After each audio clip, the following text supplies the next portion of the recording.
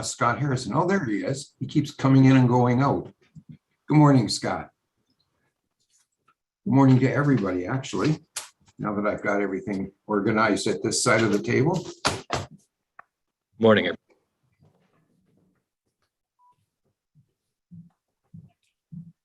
I think we're all here. It's just 8:59. We'll just take one last minute here.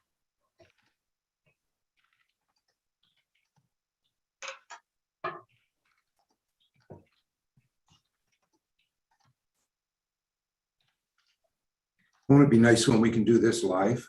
Yes, it'd be much easier. Yes, it can come soon enough. When my laptop decides 2 minutes before to check in, it decides to do an update on one of my programs. On his desk for like a year and a half. You close my door. Great. So by my clock, I show 9 a.m. So I'd like to call to order the Arrowsmith Water Service Joint Venture Management Board meeting of Wednesday, November 17th, 2021. It's 9 a.m. And I will respectfully acknowledge that we're holding this meeting on the traditional territories of the Coast Salish peoples. So approval of the agenda. Do I have a mover and a seconder for approval of the agenda? Ed Mayne, seconded by Scott Horrison. So recommendation, are there any questions, additions? Nope. So I'll call the vote on the agenda. All those in favor? Thank you. Sorry, the tiles keep moving on me here, so I'll get it together. Next item, adoption of the minutes. So do I have a mover and a seconder for the adoption of the minutes? Moved by Scott Horrison, seconded by Mayor Ed Mayne. Do I have any comments, questions, additions? I would like to make a comment. I think it's a correction that in attendance is listed as Councillor Ed Mayne. I believe that should say Mayor Ed Mayne. Is that correct? That I'm a counselor or that I'm a mayor? Yeah, I think that the minutes should reflect Mayor Ed Mayne and in attendance, not Councillor. All right. So to move with that correction. It's been moved and seconded. So to approve with corrections, all in favor? Approved, thank you. Moving on to presentations. So we have an exciting presentation today. I'd like to introduce Bill Floyd, Director, Coastal Hydrology Research Lab, Vancouver Island University, with a presentation for Upper Englishman River Watershed Snowpack Mapping and Modeling. And there he is. Welcome. Hey, everybody. Good morning. Good morning to you guys. I should be set up here. I will share a screen. I think I'd be good at this by now.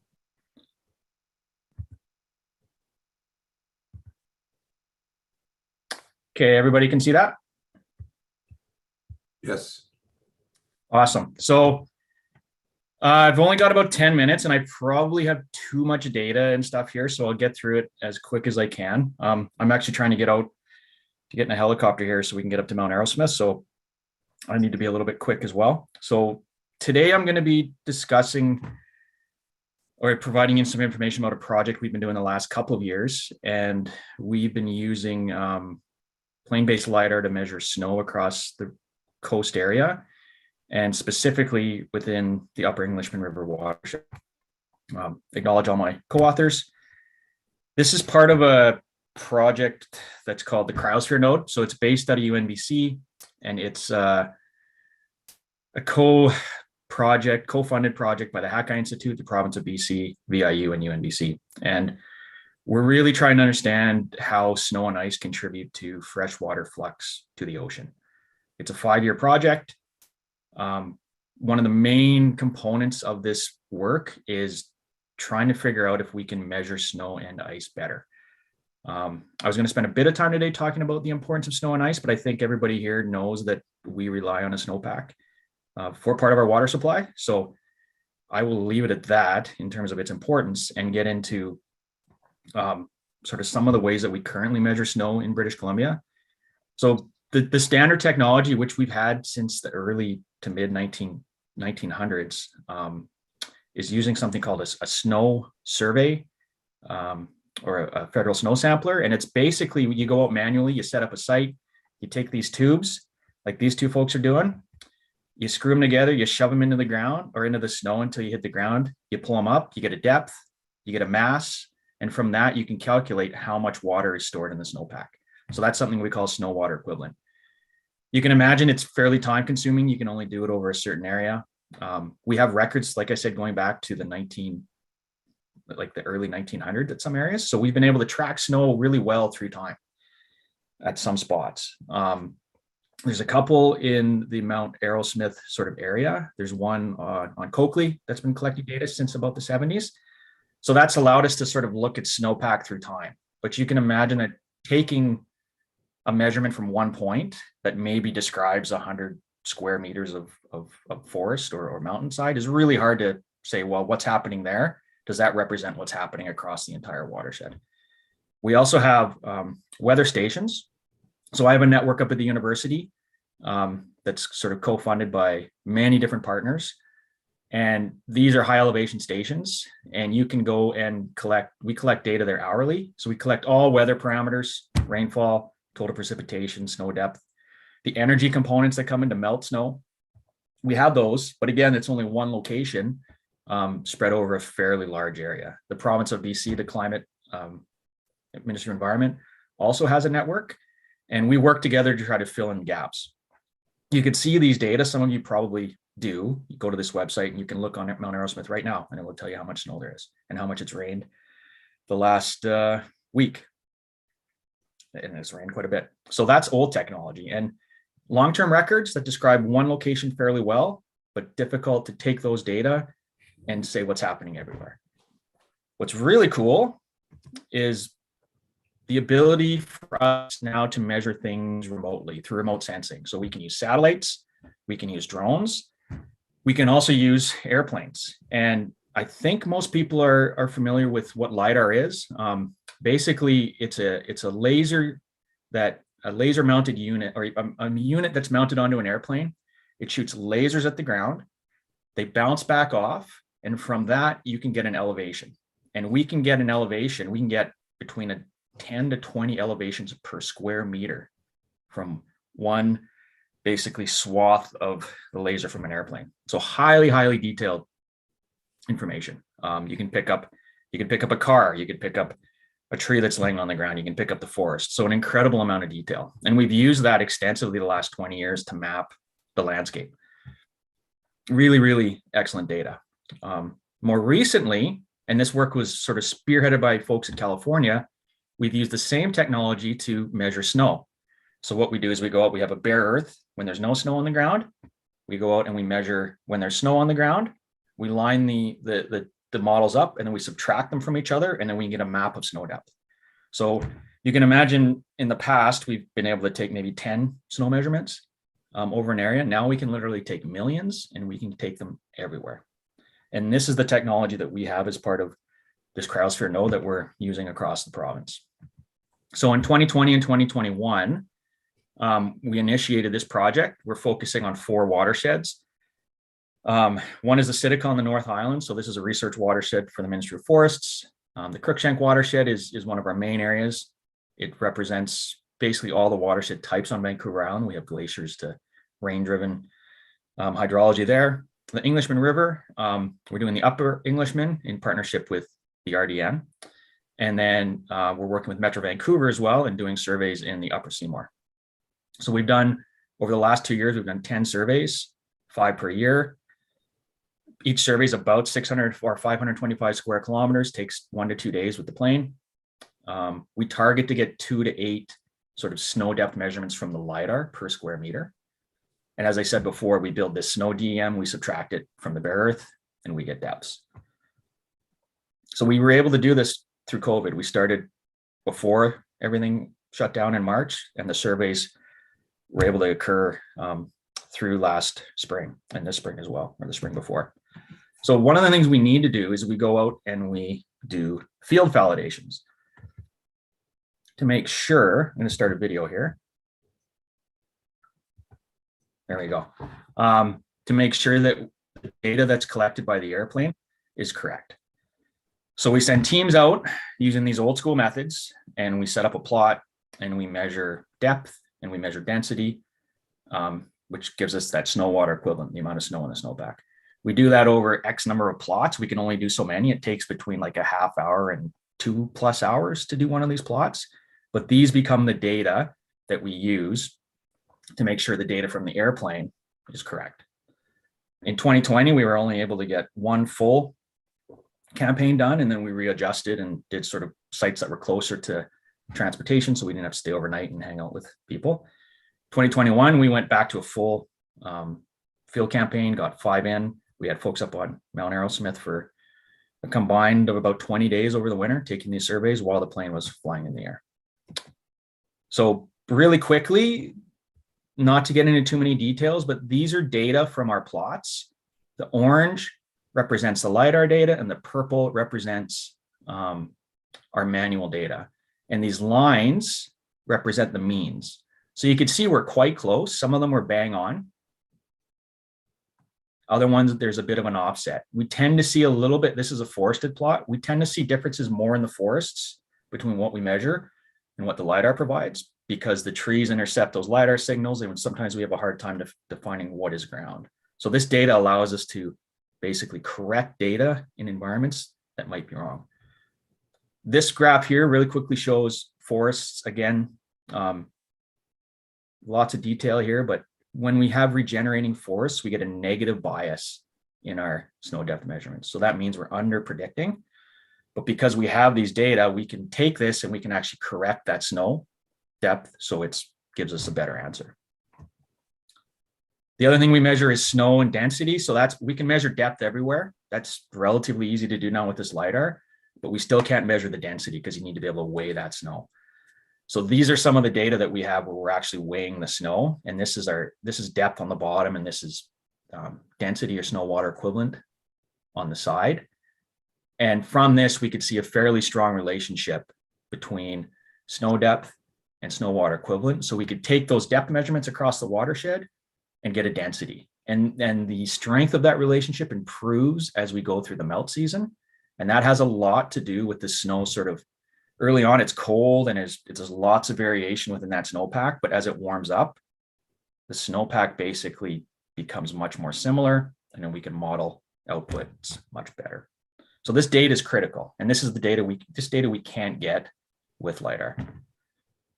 So here's the cool stuff. These are the actual results. We could take these data and then we can apply them to the depth data, and we can create maps of snow water equivalent across the entire watershed. So this map represents every 3 square meters. So a quarter of the size of the office you're in, or maybe the size of the office, depending on how high you are up in the hierarchy, gives you how much water is stored there. And I'm getting goosebumps talking about it now, and I've been talking about it forever. It's really, really cool. And what I want to illustrate here, quickly I'll go through. So this is the evolution of the snow season. Blue colors or cold colors mean warm snow or more snow, warm colors mean less. So this is March 15th, lots of snow up around Mount Arrowsmith. This is April 7th, 3 weeks later. And then we get into the melt season. This is May 27th, and June. So you could scroll through and we can physically map snow across the melt season. The other thing you'll see is the weather station we have up there. So on the graph at the bottom, the arrow is what the weather station is measuring. And then the map can give you the total average squeeze. So with that, if we only had that weather station on March 15, we'd be estimating across the entire watershed that there was 800 millimeters of snow stored as, or water stored as snow in the watershed, when in reality, there's only 423. When we go to the peak snow, the weather station gives us a little bit better representation of what's happening in the watershed, but it's still over predicting. And as we go through, again, we see in the beginning of May, the weather station says 850, but across the watershed, we only have about 349. So this shows that the weather station we have doesn't necessarily represent what's happening in the watershed, which is common across the area. These data can help us put in more weather stations if we wanted to, so we can better represent, but this data clearly shows the value of having more data. The other thing that's really I think really, really cool. You can then take this watershed. I've never been able to do this before, and basically look at it and figure out where most of the snow is and when most of the snow is there. So this watershed here that the arrow goes to is the drainage area into your reservoir. And if we look at the bottom graph, we could show that on April 6th, you had almost 3.5 cubic meters of water stored in the reservoir, or stored in the watershed above the reservoir. And that represents about 40% of what you guys withdrew in 2020. So that's a number you've never had before. And I can just imagine how valuable that could be. 2021, the reservoir, so in 2020, the reservoir actually was full by January.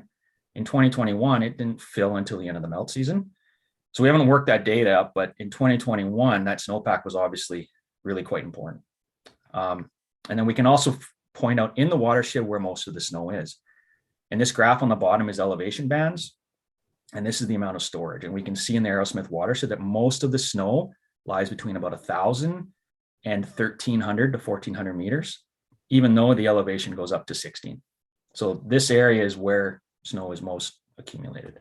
And that's important when you think about things like climate change, because those lower elevation snowpacks are going to melt a lot sooner than the high elevation.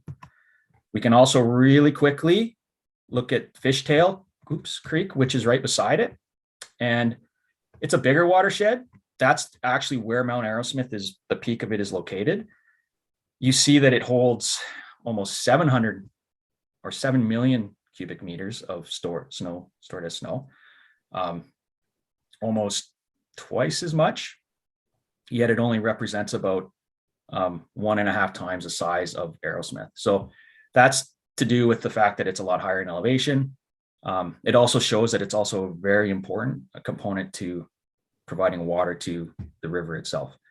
So having information about that is also important for withdrawing from the river, environmental flows, forecasting for the season, whether you're going to have a lot of water available or you have very little. So again, really, really cool data.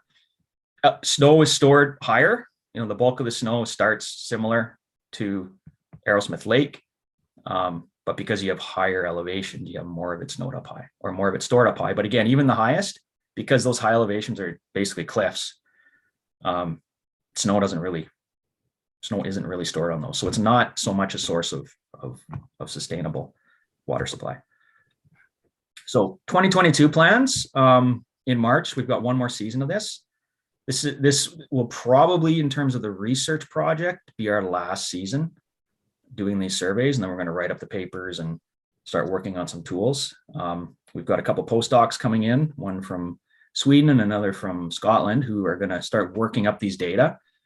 They should have been here. One of them should have been here 2 years ago, but COVID kind of messed things up with travel and getting them here and the visa process. We're going to use, one of the really neat things is 2021, that reservoir wasn't full. So when the snow was melting, it was basically filling up a closed basin. So we have sort of this other end of the water balance, and we're going to be able to show with data from the reservoir that between here and here, 1 million cubic meters of water flowed into the reservoir. We could take those data and actually compare it to our estimations from our LiDAR to see if they match up. Ideally, they do. You often don't have opportunities to sort of close that water balance, and this is one of them that, to me, I was quite excited when we were up there in March and looking at it. I was like, oh, the reservoir is not full. We can actually calculate how much snow contributed. So, and we're also going to improve the workflow to make this process more efficient. Ideally, we get to a stage where within a week or 2 weeks, we could produce one of these maps and provide them to folks like you to help make decisions. That's a whole other level of kind of investment to get there. We're really using this to move the science forward and conceptually get it to where we need to get it. So that was probably more than 10 minutes. But if you guys have questions, feel free to ask. Thank you, Bill. I get you to just unshare your screen so I can see everyone again. And yeah, thank you for that presentation. Amazing photography. I didn't mind that it went a little long. I think it's one of the most important topics that we have these days. So are there any questions for the presenter today? Scott Harrison? Yeah, so I was briefly reminded of a short story by Borges where he talks about a map the same size as the land he's actually covering. And with the amount of data, you could actually probably do that. I was just more sort of curious, Bill, if you could, or sorry, maybe I should say Dr. Floyd, when do you think that this will be like published in terms of the data, assuming that the findings are going to be able to be collated? Yeah, so we're working on, like, in terms of like peer-reviewed publications. We're presenting these stuff at conferences. Our main focus right now is that uncertainty. So when I showed you those data, I didn't put any like confidence interval bands around there. They'll be more significant. There'll be more uncertainty in certain areas. We know that, and what we're trying to do is quantify that. So when I give you that 8 million or 3.5 million cubic meters of water stored as snow, I want to be able to tell you that, well, it could be plus or minus 5%, 10%, or this is the area in the watershed, probably where there's a lot of trees, where we're a little less certain. So that's our focus of our like publications and analysis right now. So those are going to get published sooner than later. And then the actual mapping, so our next step is to use different methods to model that density, model in between those periods. So what's actually happening between March 17th and April 5th. And that will be a publication that should be out within about a year and a bit. And then the other thing across the region, so the other thing I said too is all of the partners within this are contributing funds. Some of the funds goes directly to the LiDAR acquisition. The Hack Institute has donated a huge amount of time. There's a lot of in-kind support for that LiDAR. We're getting an incredible deal. But also everybody's contributing to the science. So funding is going towards these postdocs and the people in the field. So collectively, we're improving the science and coming up with methods. And then the end result individually, we will use those data. And I think once we get to the stage where districts want to use the data, then we'll maybe try to customize tools, and that will be sort of a whole other maybe budget request or something like that. So long story short, within 2 or 3 years, we'll have these published. But the data right now, we try to make it available for people. Great, thank you. And I had a question briefly. So will we have information and data from the heat dome from this past summer then that will be able to model across those maps? Or do you kind of only focus on the input to the reservoir from the snowmelt? So the heat dome, I mean, by the time the heat dome happened, we didn't have a lot of snow in, like we were up there. We did our last survey in June, and we haven't done the numbers up. There was probably more snow than last year, but there wasn't a lot. So it probably represented, the amount of snow up there represented half or a third of this storm we just had. So, there's probably 50 to maybe 100 millimeters. So important at that time of year, but the overall water balance, not that important. My colleague Brian Menounos, so we're doing this stuff on glaciers as well. They're specifically looking at that heat dome and calculating the loss, mostly in glaciers that happened during that period. So the heat dome was important, but you also need to remember that it was only over 3 or 4 days. So you had a huge amount of melt leading up to that because we had a heat wave sort of before that and through the summer. So it definitely contributed to melt across the region, but it wasn't the whole driver of that because we just had, as everybody knows, a super hot, one of the hottest, driest summers I've experienced. So. Okay, yeah, thank you for that answer. Yeah. So I have a recommendation here, if there are no further questions, that the presentation by Dr. Bill Floyd regarding the Upper Englishman River Watershed Snowpack mapping modeling be received for information.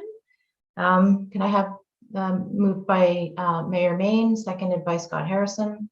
And if there are no further questions or comments, I'll call the question. All those in favor? Unanimous, thank you. Thank you very much for coming today. That's fantastic information. I look forward to following how that comes out. So the next item on the agenda is correspondence, and I don't believe we received any correspondence. So we'll be flipping that page. Next is reports. So on the agenda today, we have Ms. Belinda Woods, Director of Operations, Arrowsmith Water Service Operations Update Verbal Report. Go ahead, thank you. Thank you very much. Let me just share my screen here.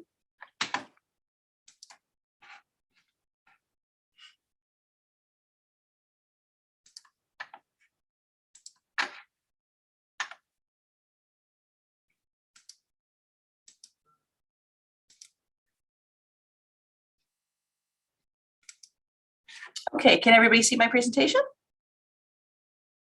Yes. Okay, perfect. So I just want to let you know that we had a little bit of technical difficulty. So Heidi is actually, Heidi, our utilities manager, is actually sitting here with me.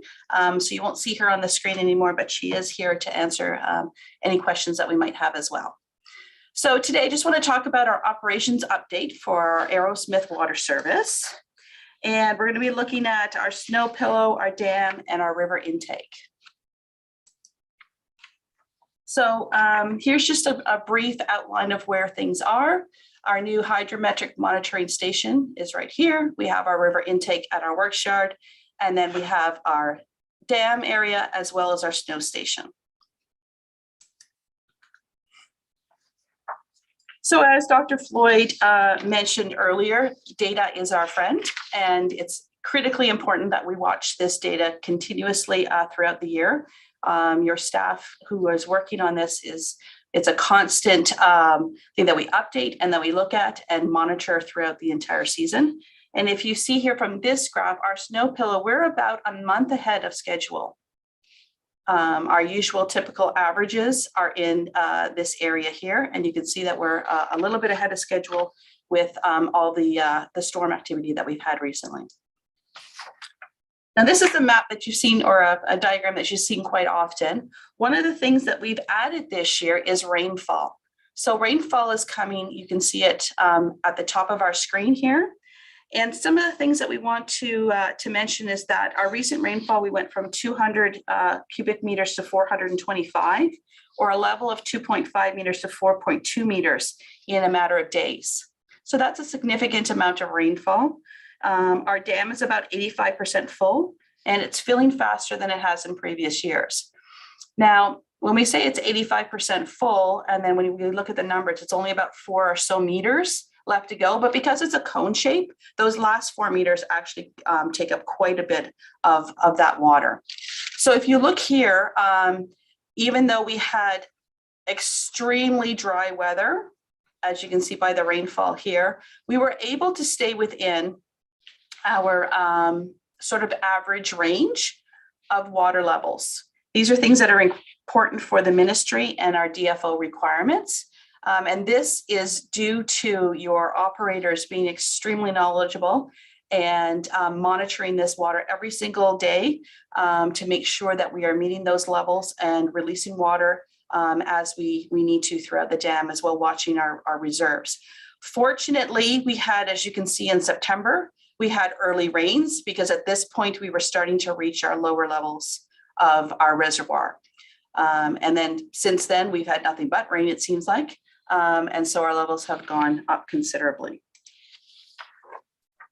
So if we look at our rainfall, like I said, throughout the beginning of the year, we were well below our average. So our historic average is this blue line. So we were well below average until we got into September. And then since September, we have now been well above average. So, I mean, we monitor these things each year, and we want to, it seems to be that some of these highs and lows are swinging much higher than normal and much lower than normal. And so this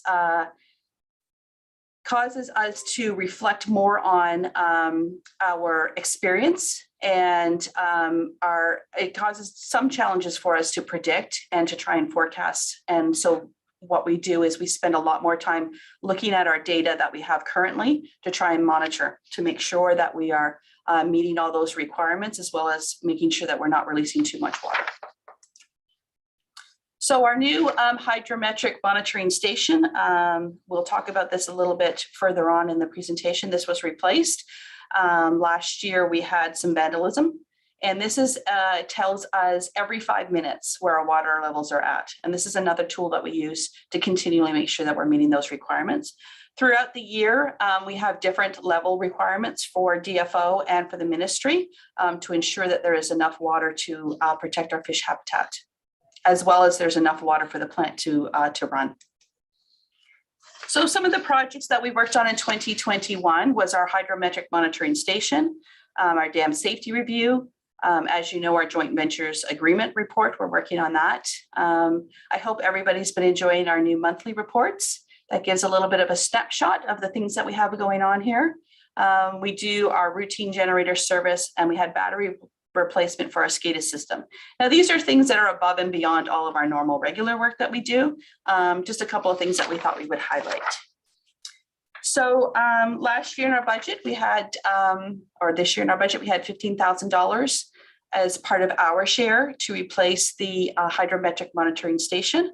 And as you can see here, we have now put it up beside the bridge. Before, it used to be down under the bridge and it was susceptible to vandalism. So now it's in a much more prominent place to try and help protect that infrastructure. And since it has been replaced and online, it's been working perfectly for us. The second thing that one of the budget's items from this year that we're going to be asking for a carry forward as well as an increase is our dam safety review. As you all know, this is a part of our regulatory requirements that needs to be completed in 2022. And we're going to be looking at things like our structural stability, what actions are required to make our dam even more safe. And we're looking at the capacity of waterways, valves, gates, those sorts of things. It is a regulatory requirement that we do this every 10 years. And what we have seen recently, and as I'm sure all of you in all of your budgets, is everything seems to be going up quite exponentially.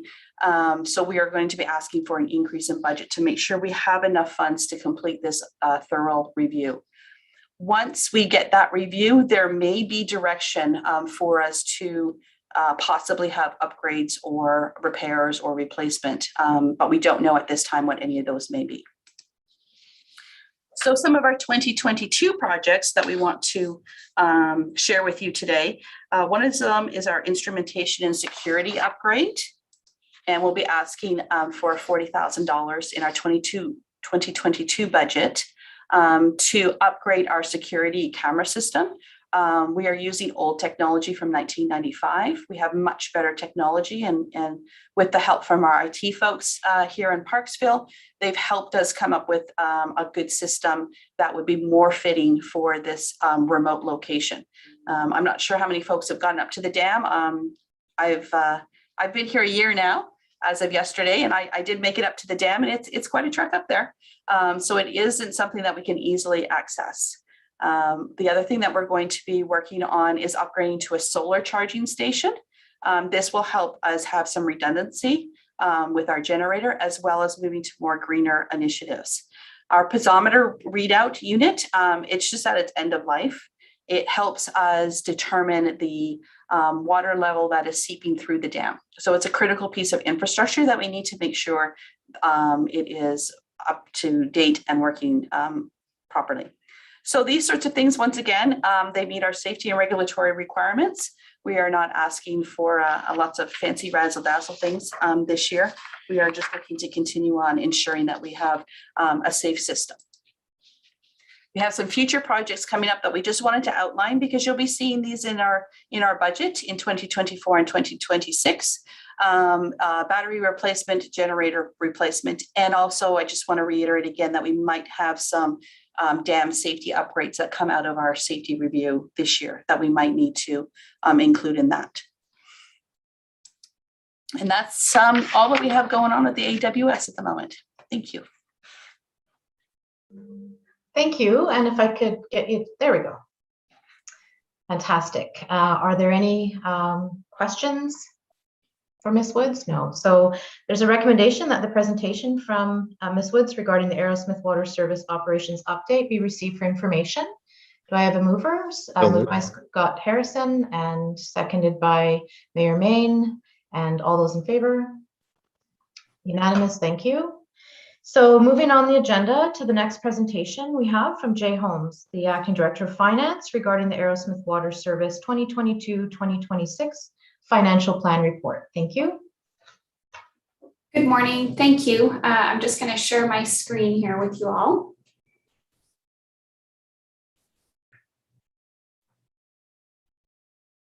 Can everyone see that? Yes.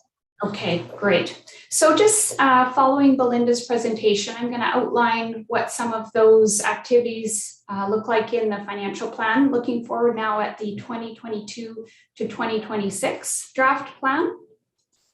We're going to go through some of the changes that have come forward since last year's financial plan, look at a couple of the spending packages that outline the costs and the reasoning behind those initiatives that Belinda presented, and then just go through the summary of the draft plan and recommendations at the end. So looking at changes from our previous plan, you'll see that most of them are not significant just in terms of the operating budget. We do have some adjustments in salaries, removing some management time, but adding an administrative and accounting charge related to just the keeping of the books for the AWS. What you will see on the spending package that Belinda made reference to is that increase in the dam safety review from the previous year. So it'll be $100,000 in this budget, where last year it was $65,000. So we've got an increase there. And then just that $40,000 equipment piece that Belinda made reference to as well. She also mentioned those ones that we see showing in 2024 and 2026. And as much as possible, we try to provide fulsome estimates for the full 5 years of the financial plan, including those capital projects that we foresee. And then any other costs that come as a result of the dam safety review, we would bring those back to you. These are the spending packages that you'll see the details in your agenda package. But those are the ones that Belinda made reference to, being the dam safety review and then the upgrades for security and instrumentation and this power supply happening over 2022, 2024, and 2026. And those are reflected in the 5-year plan. So this is the summarized plan. You'll see this is for all of the groups in your actual spending packages in the, in the agenda package. You'll see the details for each of the joint venture partners. So Parksville Share, the RDN, and Qualicum Beach are specified separately in your agenda package, so you can make reference to that. What you will see is that overall, we've got only about a $36,000 increase from 21 to 22 on the operational side. And then that capital piece of equipment, a $40,000 increase. The dam safety review is just considered operational, so it's included in these accounts up here in the 2022 operating and maintenance expenses. I'm happy to take any questions, as is Belinda, but here would be the recommendations that are outlined in the agenda package related to the 5-year financial plan for AWS. That's great, thank you. I'll just get you to unshare the screen as we have those recommendations in our agenda package as well, if there's any specific questions there. Fantastic. So do we have any questions for Ms. Holmes? Mayor Mayne, go ahead. Thank you, Chair. Just a question. Would it not make sense from going forward from here on that we amortize the cost of the safety review for the next 10 years so that 10 years from now, we're not getting hit with another 100,000 plus bill all in one budget? And maybe we could put $10,000 a year away over the next 10 years, and then we just draw down on that reserve. Yeah, it certainly could be handled that way. That's one way that it could be a little smoother. We would look to Belinda to understand what the time frame was on those, like how frequently they need to be. And yeah, we could include that in the 5-year financial plan to essentially set up a reserve that would be in place to draw down when these reviews are required. It is a this was pushed over to Belinda, if you don't mind, Jenna. Belinda, is this a statutory requirement to have this every 10 years? Yes, every 10 years we must complete this review. So it's something that's like clockwork. It makes sense to put this as a reserve in my mind. Yeah, and we might want to add a little bit more than the 10,000 just because prices go up for the. Well, exactly. But even if we only had the 100, it still would be a lot less painful than getting hit all in 2031. The 100,000 plus in the budget. Great, thank you. Is that something that you would require a motion for, or can we just receive that as information for the future planning? Ms. Holmes. Well, that would be up to the board. We could do it one of two ways. One is we could take it as starting next year and do that as a revision in the financial plan. And then the recommendation would be that you would move to accept this financial plan with that change, and we could incorporate Mayor Mayne's suggestion if that's the way you'd like to handle it. Great, thank you. Are there any further questions regarding this presentation? Mr. Harrison, no. So do I have just briefly? Yes, go ahead. Sorry, thank you, Madam Chair. Yeah, I think that's pretty reasonable. It is likely we're going to see an increase in the cost of services. I know the cost of some of the contracts that we were looking at in our town have increased substantially. So it's reasonable when the suggestion was made, maybe a little bit more than just the 100,000 amortized over 10 years. But I think that would be easier for everyone to deal with. But as far as how we handle that procedurally, for me, it's however it gets done is fine. Great, thank you. So do I have a mover and a seconder for the recommendations? And I believe that we can take them together, unless I hear otherwise. So there are three recommendations: that the report from the Arrowsmith Water Service Management Committee dated November 1st, entitled Arrowsmith Water Service 2022 to 2026 Financial Plan, be received, and that the Arrowsmith Water Service Management Board approve the 2022 to 2026 financial plan as outlined in Table 1, attached to the November 1st, 2021 report, and that the Arrowsmith Water Service Management Board recommend the joint ventures approve their respective portions of the 2022 to 2026 financial plan as outlined in Table 2, Parksville, Table 3, Regional District of Nanaimo, and Table 4, the Town of Qualicum Beach, attached to the November 1st, 2021 report. Chair. Thank you. Go ahead, Mayor Mayne. Thank you. I would like to put in the addition of amortizing the safety costs into the budget as well. So that would have to be included into it. Okay, so then is that an amendment to number 2? With updates to reserves for inspection, so that the Arrowsmith Water Service Management Board approve the 2022 to 2026 financial plan as outlined with updates to reserves for statutory approvals, or does that wording work for you? Well, I think the amortization of the costs to do the projected costs. I think it's important to put the projected costs in there, not costs, because as Belinda pointed out, it's going to be more in 2031. Okay, great. And I'm just working on how procedurally we want to do this. And so perhaps staff could assist with the wording that would change to item number 2, and then perhaps we could move that amendment. I may, Chair Wallace, yes, certainly add in wording to reflect the motion as amended, and then we would just call the question as amended, and it will change moving forward. Great, thank you. Discussion? Just one. Yeah, go ahead. Sorry, just one point, Madam Chair, is we'd also want to consider maybe some wording in the third motion, because the table will change necessarily as a result, I think, of those fees, how they distributed between the 3 partners. I think the 10,000 will be divvied up between the 3 of us. So it might change those values slightly, not significantly, just very modestly. Thank you. Yes. So I think if we go ahead and move the motions as amended, I think the discussion is clear. So do I have a mover and a seconder for those amended? Mayor Mayne moving, seconded by Councillor Horrison, and no further discussion. All in favor? Unanimous. Thank you. And thank you for assistance on that. So moving on the agenda to unfinished business. Do we have any? We do not have any unfinished business. Do we have any new business on the agenda today? No, we do not. There were no comments received prior to the agenda deadline for questions or comments, and so I'd be looking for a motion for adjournment.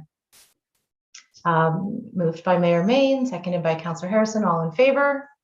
Unanimous. Thank you. Thank you very much, Madam Chair.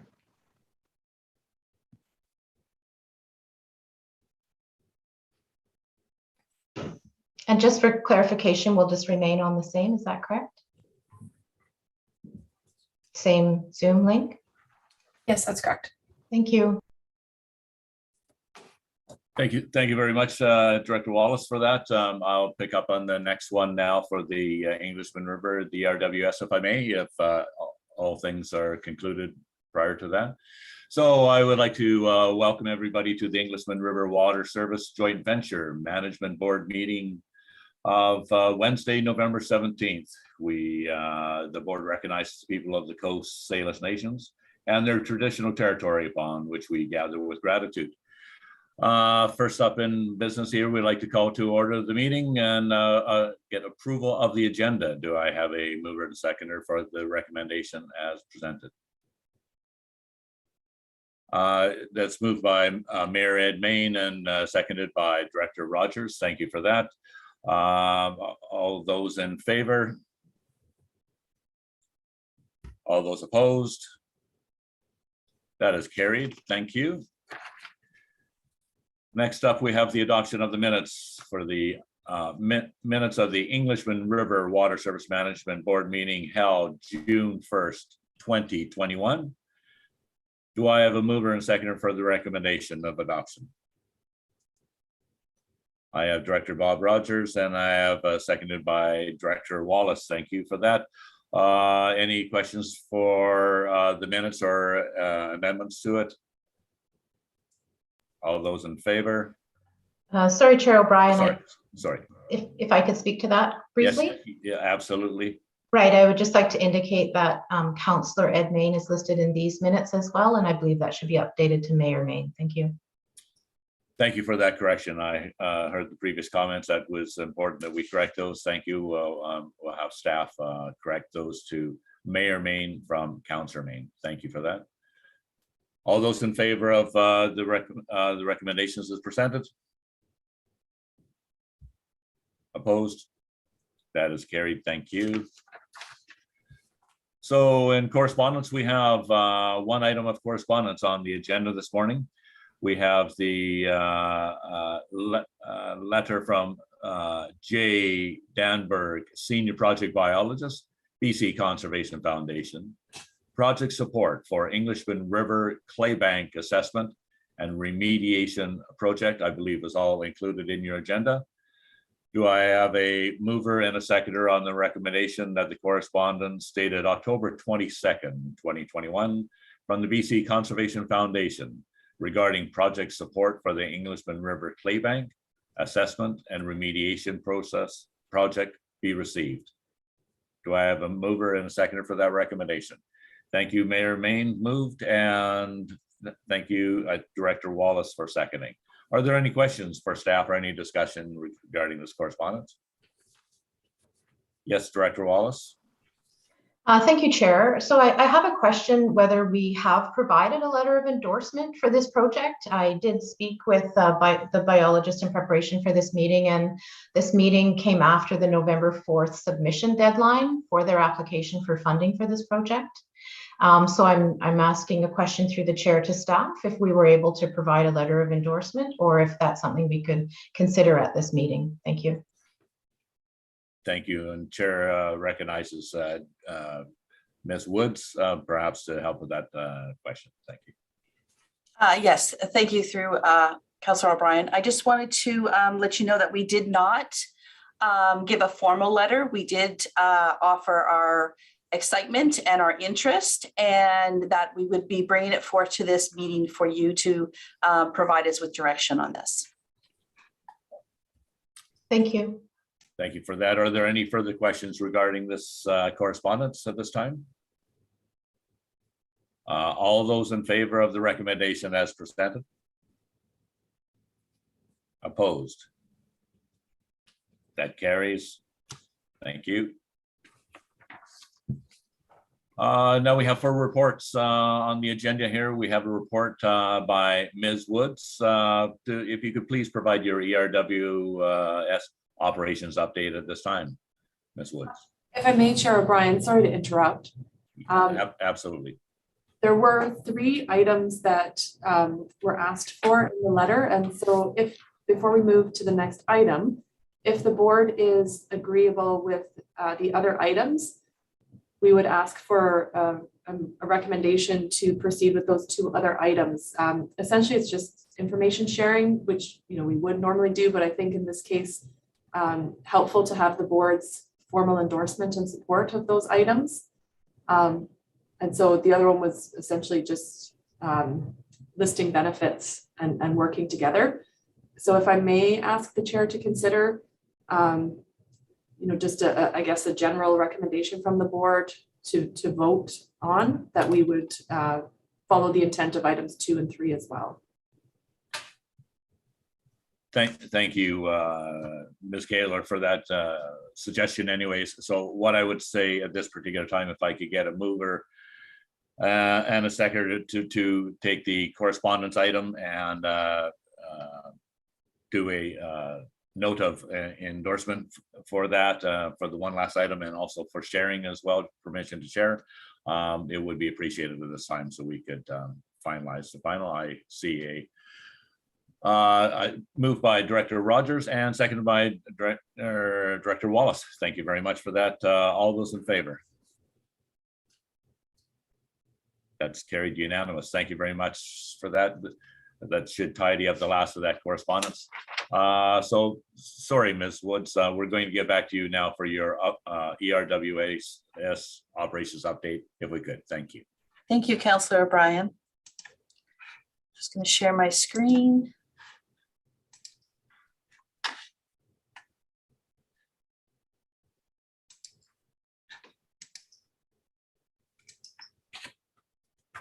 Okay, can you see that okay? Looks good. Okay, great, thank you. So we're here to talk about the Englishman River operations update. And we have a few things we'd like to talk about today. So I'd like to say that 2020 and 2021 have been our learning years in operating our water treatment plant.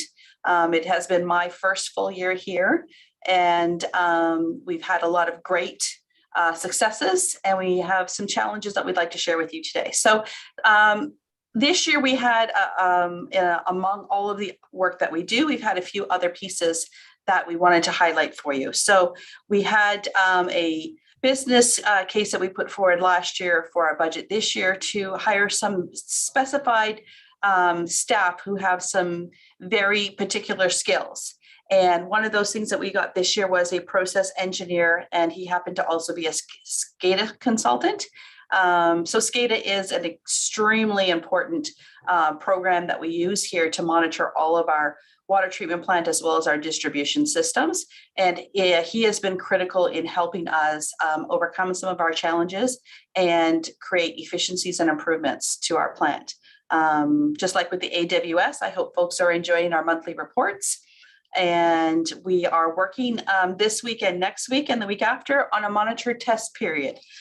And that is testing our functionality of the plant processes with H2O to ensure that we have all the pieces working before our warranty period ends.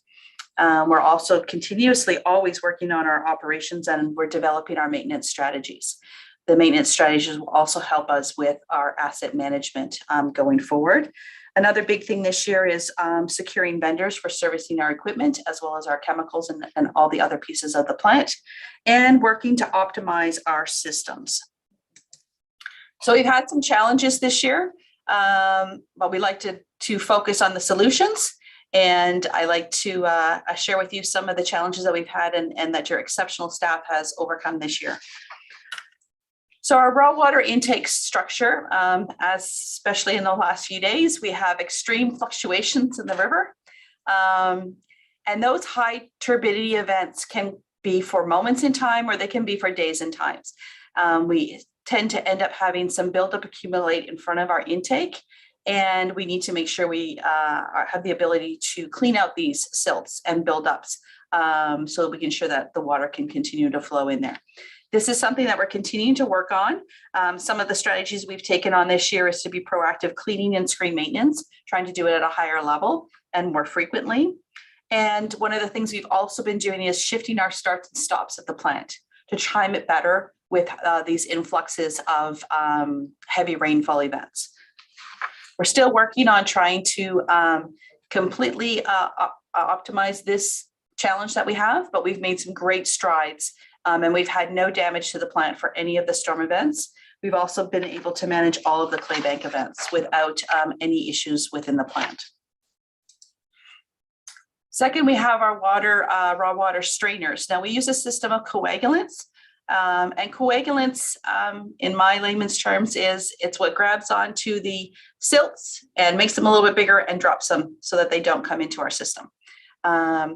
One of the things that we have to make sure that we do, depending on the event that we're having, the rainstorm event or the high water events, is that we have to make sure that our coagulant dosing is matching what we need for that situation. And we've done some great work this year to try and come up to that sweet spot where all of the dosing that we're doing is matching the needs that we have for the plant.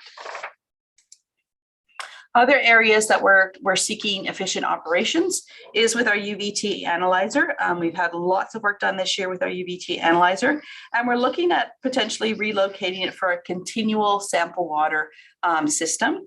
Our second stage is an area that we have that helps us increase our ability to be completely efficient. So first stage of going through the plant, we get about a 95% efficiency. And when we use our second stage, we get about a 99% efficiency. In October 2020, we had a storm that hit with high solids, and that caused some damage to our secondary stage area. And we're working to have that repaired. And also we're working to ensure that that type of event doesn't happen again, so we can get back up to a 99% efficiency. 95% efficiency is extremely high in it of itself, and it's a really great return on the system. Our raw water transmission main flushing, we're going to need to work on installing some of our ports so we can ensure that we can manage that work, as well as we're working towards some line configuration and maintenance on our sulfuric acid line, as well as looking at our modules in our membrane system that may have some uneven distribution. So these are all things that do not affect our water supply. They do not affect our safety of the water that we're producing. They do not affect the safety of our staff. This is seeking efficient operational or having those pieces that we can have in play that will extend the life of the components that we have. And one of the other key points that I wanted to mention that we're going to talk about in a little more detail later on is an inventory of spare parts. Now, I can't tell you all the things that have happened in the plant over this last year that are successes, because there are quite a number of significant pieces. And I just would like to say publicly that your operators and your staff that are managing this are doing an amazing job of coming up with innovation and ideas to make this run as efficiently as possible for all of our service. So one of the things that we did this year is we completed our raw water pump station. And this is a methodology of flushing our water lines around our mechanical pump seals. Now, these seals are extremely expensive pieces of equipment, and having a raw water pump station will actually help increase the life. So we've estimated that we're going to save approximately $100,000, as well as $10,000 per seal that could go awry multiple times a year if we didn't have this raw water flush system in. So this helps keep our fine silts out of our mechanisms. And it will also extend the life of our system. The next two that I want to talk about are significant for us here, and I could be more proud to be able to share these with you today. Our sodium hydroxide system. So sodium hydroxide, of course, is a chemical that is a higher risk to our workers. We were able to reduce the concentration of this chemical from 50% to 25%, which means a huge safety improvement for our staff. As well as if you look on the right here, our sodium hydroxide, we call it a skid system, but it's all the pieces and the components that go into the dosing and those sorts of things that we use it for. We were able to remove a heat trace system. So when we go from 50% to 25%, it's less volatile. It's also less cold. So it doesn't need to have a heat trace system as a part of the components, which reduces any sort of risk of fire. So we completely eliminated that risk. as well as made this safer for our workers to utilize. So this is a huge win for us. And that was a lot of the ingenuity on your operator's part, as well as the contractor that we had hired to help us on a consultant basis. The other two really big wins that I wanted to share with you today is our sulfuric acid tank. Previously, this was a manual system from getting it from the totes into the barrels, where we had workers in this area actually manually moving this wand from one area to another, which of course increases the potential for a safety risk. We have now managed to make this an automatic system, so workers now don't have to do any of this piece. This is all self-functioning on its own. So once again, we've removed a safety hazard. And the other thing that is of note is that our coagulant tote. So we used to have a giant tank, just like our sulfuric acid for our coagulant, but we recognize that coagulant does have a lifespan, and the fresher the coagulant, the better it works in our system. So we've moved to a smaller tote system. Some of our other successes is that, as we all know, we've had some heat waves this season. We've had an installation of portable ventilation to protect our equipment. We were able, even though during severe drought conditions, we were able to meet all of our demands this year, which is quite exceptional. And this has a lot to do with our watching every single day what the river's doing, what the dam's doing, calculating where we're at with our numbers for how much supply we have. Our highest day of production was 11.4 megaliters. Our plant has the capacity of doing 16 megaliters, depending on the weather conditions. We've gotten much better at our efficiency responding to heavy rains and proactive in our storm events. This last one, we are finalizing some of the components that we need to complete to make sure that we've weathered this recent storm safely as well. We've been very resourceful in reinstating our system with a minimal spare parts inventory. That's not something that's sustainable, so we'll be talking about increasing some budget items for those as well. We've had the installation of a chlorine analyzer. This helps improve our monitoring ability of the water quality that we have. We've also had SCADA improvements. This has been a significant improvement for us this year. Our SCADA system not only gives us alarms, but it helps dosing. It shuts and turns off the plant, turns on the plant. It does things with our generator. This year, we actually had, right outside of the works yard, we had a company take out hydro lines, which actually knocked out all the power to our works yard as well as our plant. And we were able to successfully get up and running in a matter of minutes and have our water treatment plant as well as our entire works yard functioning normally within a matter of minutes. And we were able to sustain that for the entire period that all the power was out. And a big part of our success is pre-planning and really starting to look at the things that we may have challenges with, lots of meeting, lots of sharing with our partners, and learning and supporting each other has been a real key to our success. The geobag.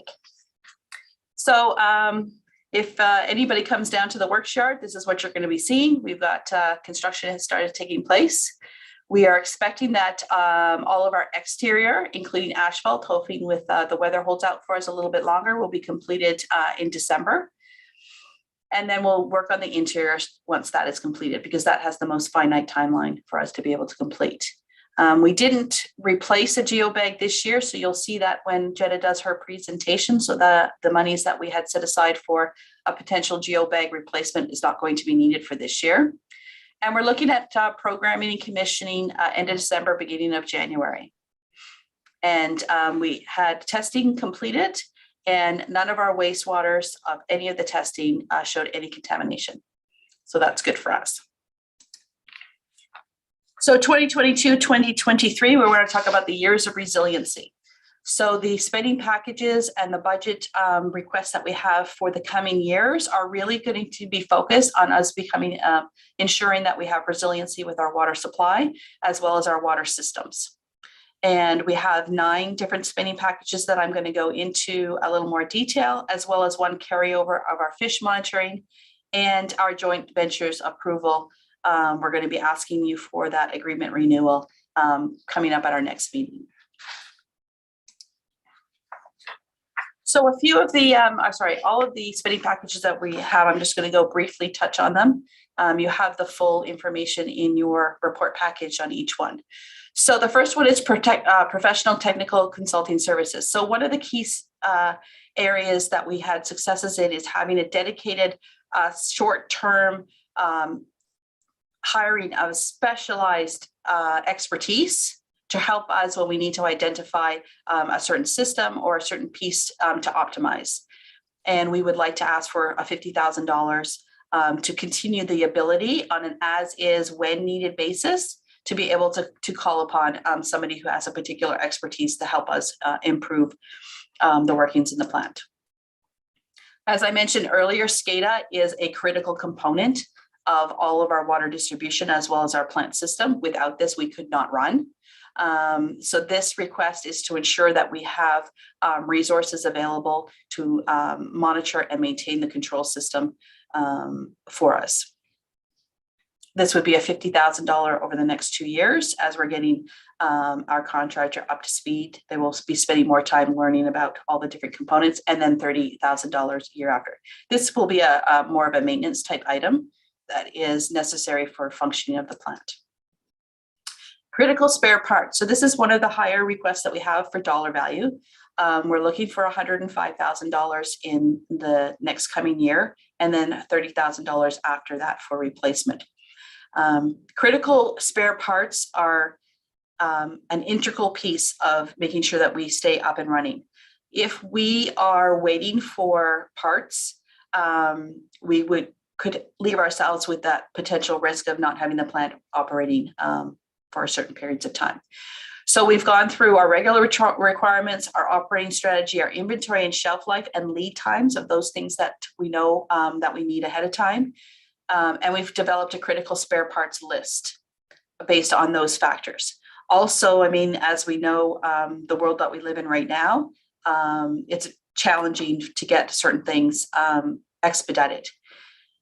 We're asking for these critical spare parts also because having our systems go down, waiting for a part, or having us having to bring in contractors or our staff working overtime hours is also more costly than if we actually have those critical components already at our fingers.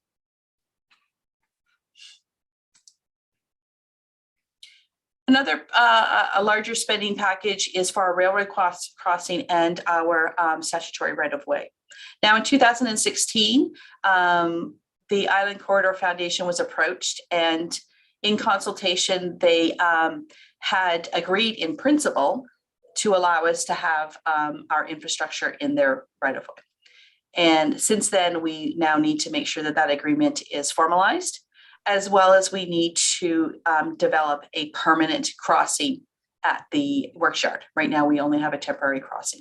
So this $110,000 would allow us to work with ICF to complete that right-of-way agreement, as well as to build the permanent crossing.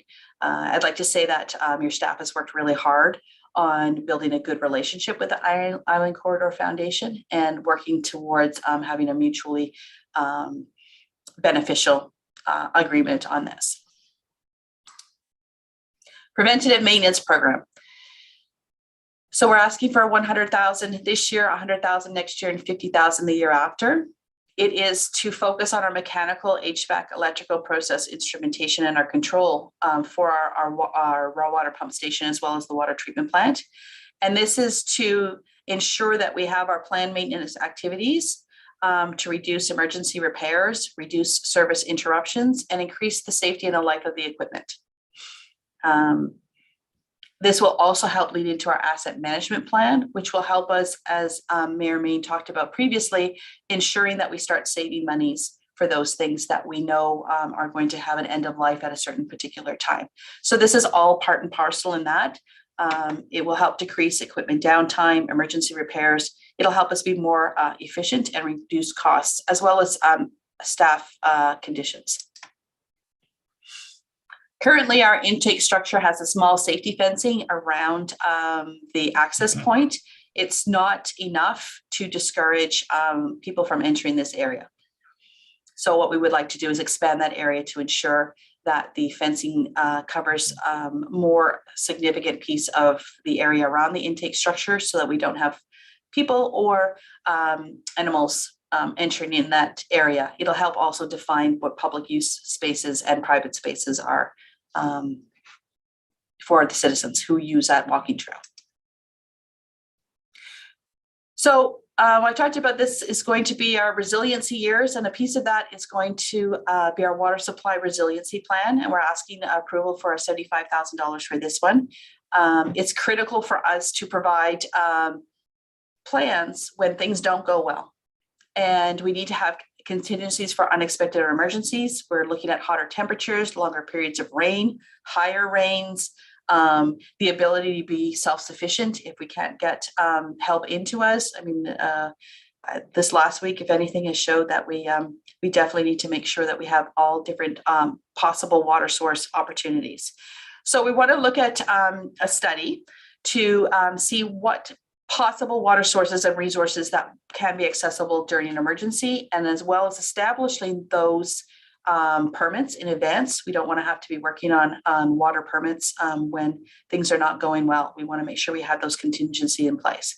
So some of the examples of that would be to maybe ensure that we have our previous pump system out of the river up and running, where we every couple of months we ensure that we practice using it, and we make sure that all the components are functional, so that if we had a challenge of sourcing the water throughout the plant, we would at least have another backup source. With that, it's really critical that we also look at things like water storage. And this would be, we already have $50,000 as a line item in this budget, and we want to use it in tandem with this plan. And some of the pieces that we might want to look at for that piece is what is our current capabilities? We want to look at our existing infrastructure. Are we able to increase any capacities? We want to look at the CORRESPONDENCE study and update that study to see if their thoughts on what we were going to need for water and what is actually happening is equal, and what we have in development and what are we planning for to ensure that we have that system in place. We're going to be looking at our reservoir systems and wells as adding to our existing infrastructure with our reservoir system is actually our quickest and most cost-effective way of increasing our water storage abilities. So this is to develop a water supply resiliency plan with good emergency management framework. And it's to help us be able to pivot depending on what our situations are. Now, included in that is each of our own areas need to think about our water education and our conservation campaigns. And I know that each group would be responsible for their own, but maybe we could pool some resources, and maybe we could work together and come in with some common communication and some common messaging that would help folks understand education, and our conservation is also a key component to our water resiliency. Last year we had asked for this year to have a 5-year fish monitoring program, and when we went out to bid, we found out it was much higher than what we had anticipated. So this is a commitment that we made with the Department of Fisheries and Ocean, and it's also a condition of our permits and authorization that we do everything we can to protect the fish habitats within our system. And so this request is going forward as a spending package this year because we are asking for an increase in funds from what we had originally asked for. And one more is our IT servers and switches and firewalls. So this is another thing that is a key component of our systems. This is just working with our IT department. We have multiple electronics that run all of these systems, and we have to ensure that we have warranties and we have replacement as these are critical components. And each year there's 17,500 for 2023, 70 for 2024, and 30 for 2025, depending on the different warranties that we need to purchase.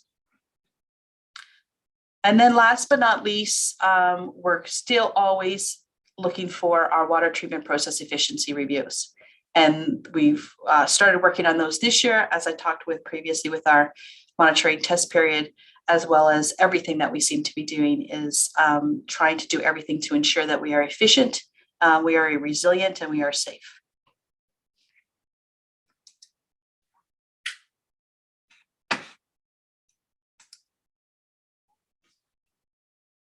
Thank you very much for that report, Belinda. I will ask now quickly before we move to questions, do we have a mover and seconder for the recommendation that the presentation by Belinda Woods regarding the Englishman River Water Service Operation update be received for information?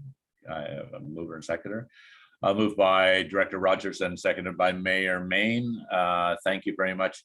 We'll move to questions or discussions. I just want to start off here, Belinda, if I may, offer my, on behalf of the board, my sincere appreciation and compliments to all the positive changes and the project updates that you brought to it.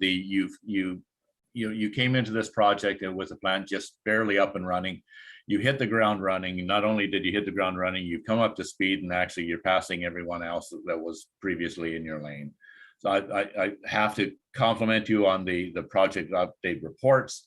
Your equipment and staffing reports are all positive changes, and of particular importance to me in your presentation was accommodation for your critical spare parts list. The program is very proactive, and I recognize the fact when something goes down, you can't just go down to the Canadian Tire and pick up another pump. So the thing is that I appreciate that. And then furthermore, music to my ears, it was your water supply resiliency plan. You've hit all the boxes type of thing. You're all on the right track. And I really appreciate you putting projects together to make this happen. So once again, my sincere appreciation for the efforts and your staff that you've put into this project. You're doing a great job. Thank you. I'll open the floor to anybody else for questions at this particular time. I recognize Director Rogers. Thank you, Chair O'Brien, and just for Belinda's sake, and also for the whole board, just want to echo your comments with respect to these reports, and with the significant improvements and efforts that have been put forward with the ERWS and the treatment plant and the intake in this past year. So I very much enjoyed these reports and find them valuable. So thanks very much, Belinda. Thank you. Thank you, Director Rogers. And I see Director Wallace as well, please. Thank you, Chair. And certainly I echo the comments of the Chair and Director Rogers as well. It's been a pleasure working with you, and mostly receiving, I think, ongoing regular updates has been excellent. I do have a question about the transparency of the monthly reports. Are those something that will be added to the website, or are those part of maybe added as correspondence to agenda packages, or is that not something that we would consider? Thank you. They're actually already on the website. So each month we do publish them, probably a few days after you receive them, just to see if there's any comments or information in addition that you would like to see. That's great. And a follow-up, if I might, Chair? Absolutely. Yeah, I noticed in the updates that you send that the total volume of water is captured, wells versus the ERWS system. And you'd made a comment in your presentation that 100%, I believe, of the capacity, you made a comment about the ability now to keep the ERWS functioning even with the summer that we had regarding the heat and whatnot. So in those reports, does it indicate, and I can't recall, so I don't have them in front of me, does it indicate what percentage overall of the system is being provided by ERWS versus groundwater in the area? Or is that something through the resiliency planning work package that we would be able to receive more detailed information on? Yeah, so currently right now you'll receive just a high level percentage of what is coming through the plant and what's coming through the wells. And then you'll see which piece of the that's coming through the plant is RDN versus Parksville. Certainly when we have a resiliency plan put together, I'm anticipating to have more information about that. And these updates are certainly editable to whatever we would like and to whatever information we feel would be best to share with yourselves and with our communities. Thank you. One little question more, if I might. You may. Thank you. So as part of the monitoring of the system, are we monitoring the water temperatures of the Englishman River? Or is that something that through the DFO requirement for fish habitat, perhaps evaluation above the intake and below the intake, that might be captured in the work plan item? Just looking for some more detail on how we're able to collaborate with DFO on the fish habitat portion of this, and if temperature monitoring of the river is part of that scope. Thank you. So the temperature monitoring that we're currently doing is for the actual intake of the water, because the plant runs at certain temperatures, and we can run 16 megaliters a day versus the 11 megaliters a day depending on temperature. There is other monitoring stations upstream, and that the DFO, we do share information, and they also have their information that they're looking for. So our critical key components is that we ensure that the water level is meeting those requirements, but we don't have a specific temperature gauge that we look for fish. Great, thank you. Thank you. And I think, did I see Mayor Mayne, did you have your hand up earlier? Okay, thank you. Then Director Rogers. Yeah, thanks, Chair O'Brien. And looking at, as we move sort of into the financial plan aspects, sort of in advance of that, when you look at the correspondence that we had on the clay bank assessment and remediation project, that letter references funding and so on, fiscal year funding provided in partnership in kind, and funding includes ERWS, and then also reference to regional district of Nanaimo and Parksville. So I'm wondering whether the financial plan that is coming up, and you tie that into resiliency, because certainly resiliency has got to have some involvement in reference to failures, at the clay bank, and then how that can impact the operation of the intake. So I certainly support the recommendation that we made relative to that correspondence, but I'm just trying to get a sense of how that has been included within our financial plan coming up. So this request is in very early infancy stages, and there's not the final compilation of what this study is going to entail. And once we get more information on that and what commitment they're asking for each of the areas, as well as what the funding is for each of the areas, we'll be able to bring back more information about what that might entail. At this point, it would be a complete stab in the dark for us to guess at what this information would be. And we could certainly, if we know more information coming up to our next meeting, we could ask for an amendment to whatever budget items we have, or I'm thinking probably more next year when we have some information, it'll be more in line with that budget. Thank you. Thank you, Director Rogers and Belinda. Are there any further? So yes, I see you now, Mayor Mayne. Go ahead, sir. Sorry, thank you, Chair. I changed my mind. I do have a couple of points.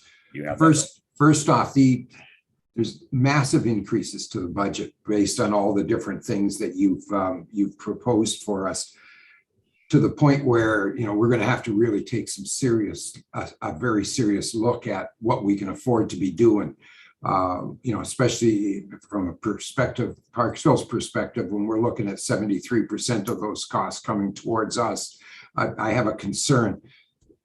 One of the big ones that sticks out to me, and I don't know whether it's just something that sticks in my craw or what, but the Department of Fisheries and Oceans over the next 3 years, it looks like almost $500,000 that they're asking for, or that is required to fulfill their requirements. Can we go back to the table and start to talk to them about, wait a minute, shouldn't this be something you're doing, not what the city of Parksville or the ERWS is doing and paying for? I just think that we're spending an awful lot of money here for the DFO. Not that I don't think having fish in the river is not a great idea, and I love the idea, but I'm just wondering if the requirements are really as necessary as what they're made out to be, and can we get away without having to spend those significant dollars? $500,000 to the city of Parksville when we're paying 70%. That's about a 3% of our tax revenue going out to paying for that. And that seems like an awful lot of money to me. And there's a few others that, we do need to talk about and say, can we push this off for a couple of years? Is it necessary now? And then look at it from there. So it's just a caution that we've got to be very, very cognizant of what these costs are going to do to our budget from the city of Parksville, from the regional district of Nanaimo's perspective. So Mayor Mayne, you've brought up a great point about the amount of money for that fish monitoring, and what we went out to tender believing it was going to be a certain amount of money, and it came back much, much higher. At this moment in time, we're looking at alternatives to that, including maybe having our own biologist for a certain period of time to meet those requirements. They are regulatory requirements that we need to meet, but your staff is currently looking at other alternatives that could be more cost effective. So this at this point is our worst case scenario that we wanted to make you aware of, and we haven't had enough time since receiving these figures back yet to pivot a little bit, but we do have some pivotable ability, and we're trying to get you the best information for that one. Chair, if I may. Yes, you may follow up. Just as a follow up on that, I hear what we're saying, but fish monitoring, somehow, I don't know, this country boy just seems to think that this is something that falls under the jurisdiction of the Department of Fisheries and Oceans, and they're just pushing the cost down to us to do what they have been put together to do. And so we're paying for them to do it. I mean, really, if you think about it, and again, it's just my country bumpkin way of looking, is we're taking water out of the river. And that particular water that we're taking out isn't really affecting the level or number of fish in that river. As long as it's maintained at a certain level, it should be them that tells us, not us telling them. Just because we got a straw in the water doesn't mean we should be paying all these costs that they normally would pay for. And it's just one of those little things that bother me. Well, it's not a little thing, but it's a thing that bothers me on this. So I leave it at that. Director Rogers, I saw your hand up. Do you have anything more? I was going to add something to Mayor Mayne's, but Director, are you on the same subject here, Director Rogers? I didn't want to move away from it unless you were. Yeah, I am. Thanks. Yeah, thank you. Go ahead. I think we've known from day one of this project that our requirements and regulations require us to do that monitoring, and I like anybody else, be concerned about the cost on it, but it's something that we do have to make sure is done, and not only for us to have our authority and working relationship with DFO and the environment, but also from our social license with respect to this project. We have known from day one that we were going to be responsible for this monitoring, and I'm pleased to see that it's in the financial plan for it, and that Ms. Woods has indicated that they are looking at trying to see the most effective and cost-effective way to do it. So it's a challenge from the dollar perspective. There's no doubt about that. But as long as we're looking at the most cost-effective way to achieve that regulatory requirement, I certainly do support including it in there. Thank you. And Chair recognizes Director Wallace. Thank you, Chair. So I have a question through you to Ms. Woods. What is the requirement to complete the assessment according to the original agreement for the habitat? And I also like to echo Director Rogers comments that this is part of the agreement. And if you read the intent of the entire ERWS, it's to ensure fish habitat preservation. The Englishman River is one of the most valuable rivers for Pacific salmon habitat on Vancouver Island, and millions of dollars have gone into this river to ensure that habitat can continue for the multiple species of salmon and steelhead that reside there. So my question is, what is the requirement regarding timeline to ensure that if we were going to make decisions about moving items forward in the plan, that we fully understand what our compliance to this is? Thank you. So in consultation with Heidi here, we could push this out one more year, as well as she did remind me that the DFO holds $165,000 that would be released back to us once these findings have been completed. And a follow-up, if I might. So I thought we pushed it from last year. Was it within a certain time frame of commissioning of the water service? What is the timeline attached to, please? So the reason why we pushed it from last year was because it came in at much higher than we were anticipating, as well as the actual work needs to be done during the spring, summer, early fall, and from getting back that bid and then having the ability to pivot with this, it won't be happening until next year, anyways, at the earliest. But from what I've been told, we could potentially push it out 1 year, but you're still, I mean, I don't know if you're helping yourself. And I understand we have challenges, of course, and we certainly don't want to increase taxes for anything that's unnecessary. And I think many of the things that we tried to present to you are sort of bare bones, very practicable things that we can do. And unfortunately, we do have commitments that we need to meet for the ministry and for DFO.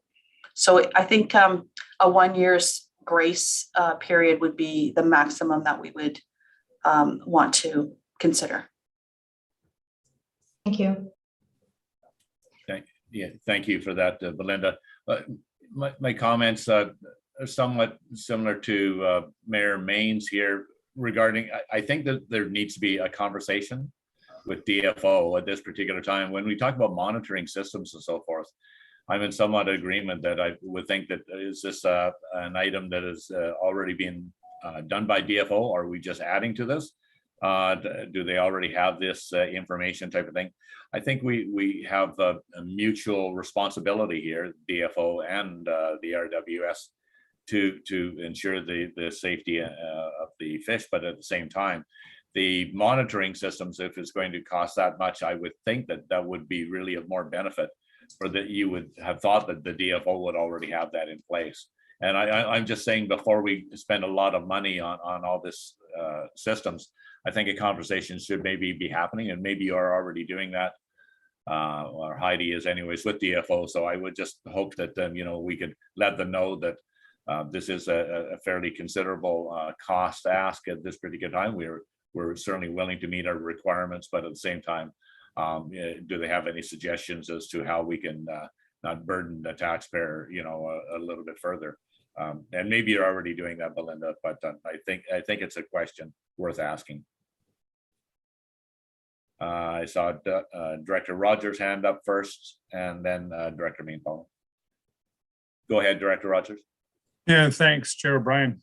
I guess I'd just like to ask Ms. Weeks, Belinda, with respect to the your comment that DFO is holding, I think you said $165,000 of ERWS money with respect to this commitment. Is the return of that $165,000, is it included within our financial plan as we go forward? In other words, is that going to more than offset the $99,000 that's you're looking at for 2022? It won't be until we complete that commitment. So if we take X number of years, it depends on when we actually meet that commitment on when it'll be returned back to us and in that financial plan. If I might, Chair, as a follow-up, and based on that, if we don't do it in 2022, and if, as Heidi says, we can put it out one more year, so we either spend it in 2022 and get it back in 2023, or we spend it in 2023 and get it back in 2024. If that's my understanding, I think we'll leave it to the budget to discussions to address that. We could certainly talk with DFO and find out, you know, what leeway they will give us on the date and the time frame of that, if we're asking for more time, as well as, like I said, we're searching for other opportunities to decrease these costs. So we can potentially defer it until staff has the opportunity to give you those answers. Or, like I said, we can approve going forward with what it is and then come back with a report on how we're going to change it. It's up to your approval. Thank you, Belinda. I think that'd be a great idea if you could do that. I think we'd all appreciate that. Mayor Mayne. Thank you, Chair. Sorry, I don't have the ability for some reason to put my hand up with the on the computer. So I have to put my own personal hand up, which is very exhausting. First off, you know, yeah, 15 years ago, 10 years ago, when we started this project and we started to talk about what we were going to do and all the agreements that were made, there were a myriad of agreements and thoughts that were put into place that we thought were a great idea in those days and have changed since. I'll give you a real quick example.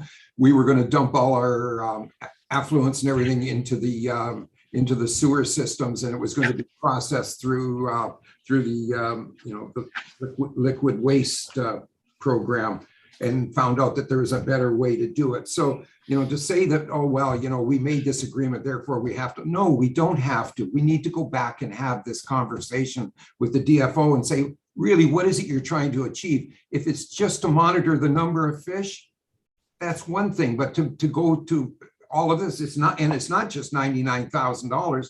If I recall from seeing the numbers, it's going out over 2 or 3 years where it's adding up to a significant amount of money. So from that perspective, I have to keep saying that we got to take it back to them and say, hey, come to the table. This is your job, not ours. You know, we're not depriving fish of water when they're coming down the river. We haven't changed the water level probably more than an inch over the whole distance of the river. So why is it that we're even involved in this conversation? We're not sucking fish up through the straw into the treatment plant or anything like that. So, you know, from that perspective, we got to take it back to them and say, you guys do what you do. Let us do what we do, which is the treatment of water. And that would be my my concern about it. Anyways, thank you, Chair. Appreciate your patience. Thank you, Mayor Mayne. The chair recognizes Murray Walters from the RDN.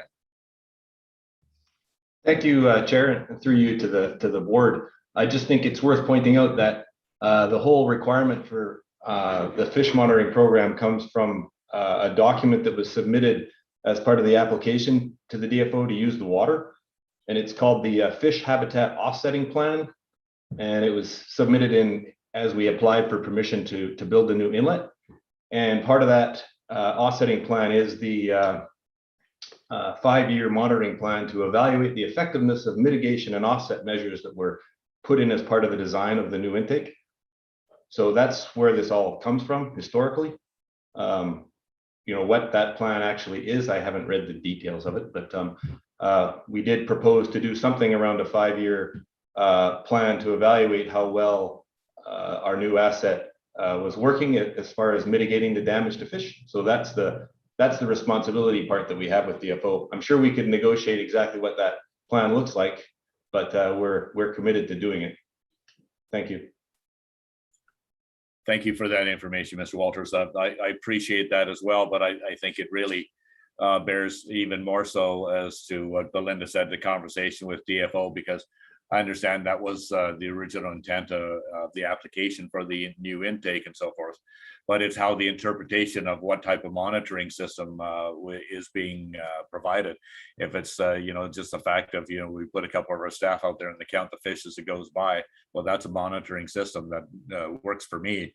But the thing is that if DFO is saying they want something a little more elaborate as to what this $100,000 cost is going to be, then I think that they should be at the table. But I do appreciate the background and I understand it, but at the same time, when Belinda goes to costing and it comes up with this kind of money, it's a major concern to do something that, as Mayor Mayne says, that is really the DFO responsibility as far as I'm concerned at this point.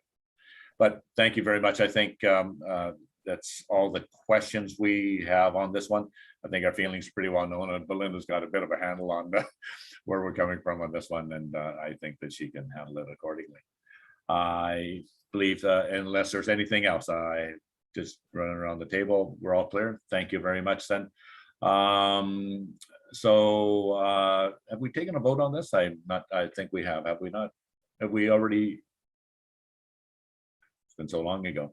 All those in favor of the recommendation for the as presented by Ms. Woods? All those in favor? Opposed?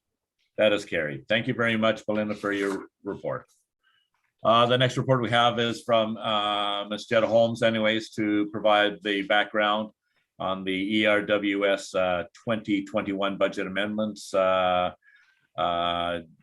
Holmes, the Director of Finance, Englishman River Water Service 2021 budget amendments. If you could proceed now, Ms. Holmes, please. Great, thank you so much. I'm just going to share my screen with you. Thank you.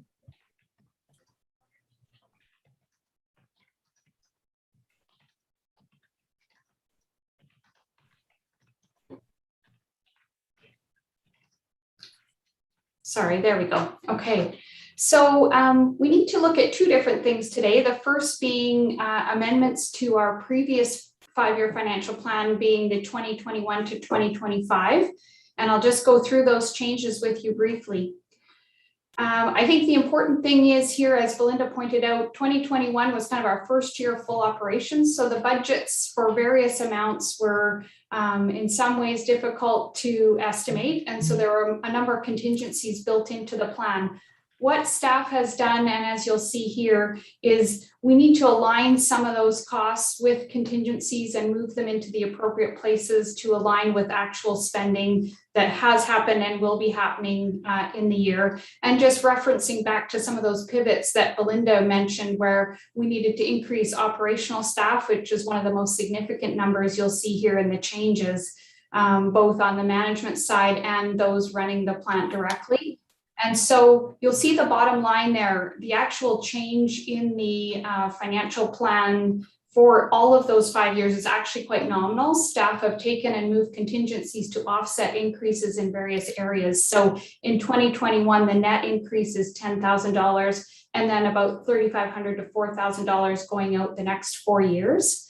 And that included making some changes in the capital and in the admin, operating and maintenance. You'll see all of those changes there. I don't think, unless anyone has questions, we need to get into the details any further on that, just to show that there are changes required. And as a matter of process, we do need the board to approve these amendments to the financial plan for the 5 years. And in your package on page 9 of the agenda is the recommendations related to the amended budget. And I'm happy to take any questions. If you can unshare the screen, please, Jetta. Thank you. There we go. Thank you so much. Yeah. You're all here now. So at this particular point, thank you for that, Jetta. Do I have a mover or seconder for the recommendations as listed? Chair O'Brien, I've got a question. Oh, sorry. I didn't see your hand up there, Director Rogers. Yeah, Director Rogers, proceed. Yeah, thanks, Ms. Holmes. When we saw that 2021 adjustment there, it showed $10,000 for the Springwood transmission line. Right. Wondering with respect to ERWS, and now is that fully a Parksville one, or is that with respect to, so that 10,000 isn't affecting the distribution You're right. Yeah, the Springwood line is 100% funded by Parksville. So it's in the ERWS plan, but it is within the allocations to RDN and Parksville. It's 100% in Parksville. Yeah, okay, thank you. I just saw it there as one item on there. Thank you. Thank you, Director Rogers. Are there any other further questions for, Director Wallace? Thank you, Chair. And a question through you to Ms. Holmes. The budget, the 5-year plan, as you presented it on your slide, does that, just for clarification, does that include the DFO monitoring in 2022? Yes, it does, but at the lower amount. What we do is in the 2022 to 2026 financial plan is where we show that increase that Belinda made reference to. So this 2021 to 25 plan just shows it at the lower estimate from last year's budgeting process. Great, thank you. Thank you. Are there any further questions for Ms. Holmes at this time? Seeing none, I will ask for a mover and a seconder anyways to accept the report. Moved by Director Rogers, seconded by Director Wallace. Thank you so much. All those in favor? Opposed? That is carried. Thank you, Jetta. Then moving on, don't go away.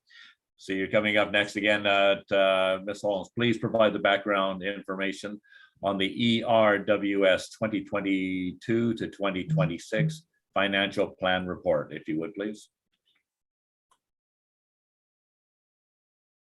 You're on mute. Sorry about that. I'm just going to get my screen set up with the next presentation. Thank you.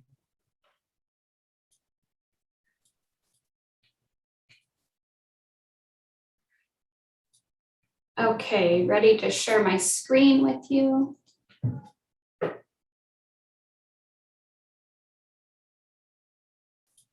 All right, can everyone see that screen showing the draft 2022 to 26 financial plan? Thank you. Yes.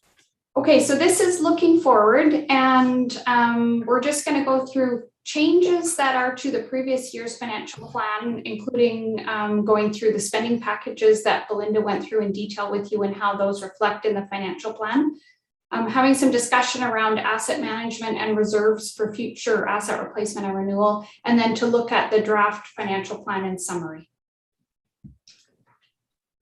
So the first item is capital changes that were changes from last year's financial plan to this year. The GeoBag project is not quite complete, as Belinda mentioned. So we would request that we move about $100,000 into 2022, just related to the completion of that project. Just to clarify, that's not an increase in project budget. It's just moving it what was previously in 2021 into 2022. And the second project, which was a weir screens project at the river intake, we're going to wait on that subject to the process audit being complete. So just moving that out for 2 years. So again, not changing the project budget estimate on that, but just changing the year in which it's included in the financial plan.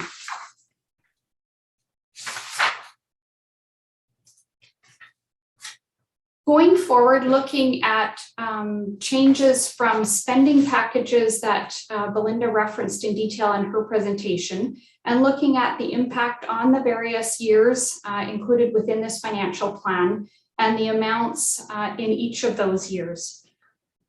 If there's questions on that, I'm happy to take them, but really this just outlines for you and is on page 23 of your agenda package, what the financial impact is in each of those years related to each of those projects.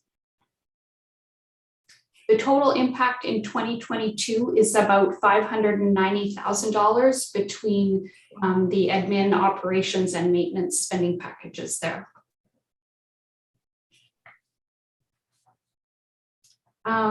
The next is the capital items related to spending packages. The first being that security fencing around the river intake at $20,000 in 2022, and then the equipment related to servers and firewall out in 2024 and 2025. So those are the capital items that are part of this financial plan that are changes from the previous year. This just summarizes the spending packages in terms of the total that's included in those 5 years, just so you can get a sense of the impact over the 5-year plan that you're being asked to approve.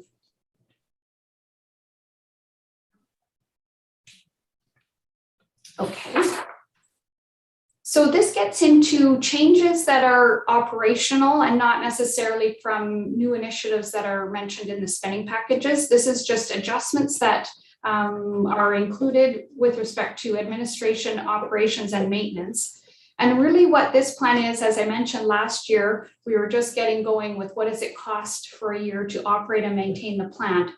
This is really refining those numbers and reflecting what we found in 2021 in terms of staff levels and materials and supplies levels and things of that nature. So you'll see in administration, we've got more management time allocated here in there, as well as some consulting and professional fees just related to that process audit and things that we're doing to refine our systems around that.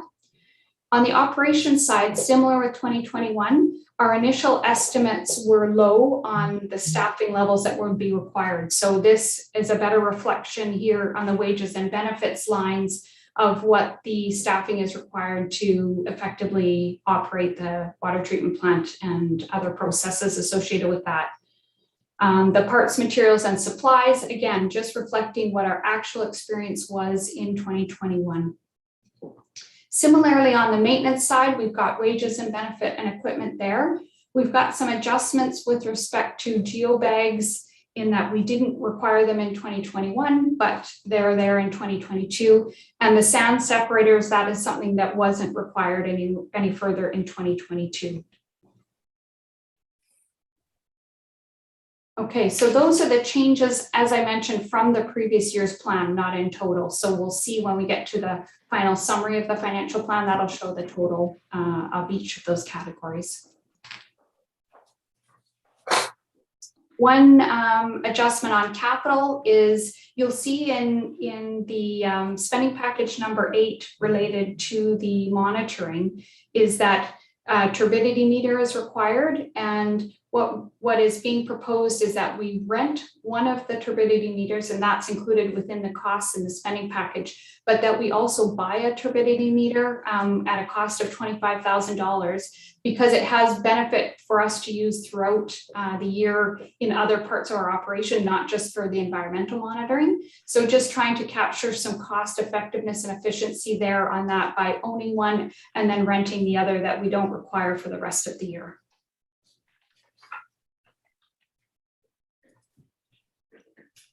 Just kind of outside of the regular operations and capital aspects, we've got a minor capital contingency in here of $50,000 in each year. And really that's to reflect that we're still, working through the processes associated with the water treatment plant and just to allow for a contingency there for what might come up that we're unaware of at this point. Belinda referenced the water storage options is in here at $50,000 as it was in the previous year, and that'll be a piece of that water resiliency studies that we're doing going forward. The last line here is really related to our whole asset management and managing the ultimate replacement or renewal of assets associated, both large equipment and parts within the plant as well as the plant building itself. We've started on our asset management project on this and have some high level numbers around that. It's being refined as Belinda and her team work through that preventative maintenance program and the water resiliency programs. And that will inform really what is required going forward in terms of annual funding related to replacement and things like that. So similar to, where we have large expenditures, it's good to get on a program of starting to put some money aside each year towards that ultimate replacement. We know that there's things like membranes and seals and other parts, pumps, et cetera, that will need to be replaced. And it's good to kind of plan for those and start building some reserves towards that.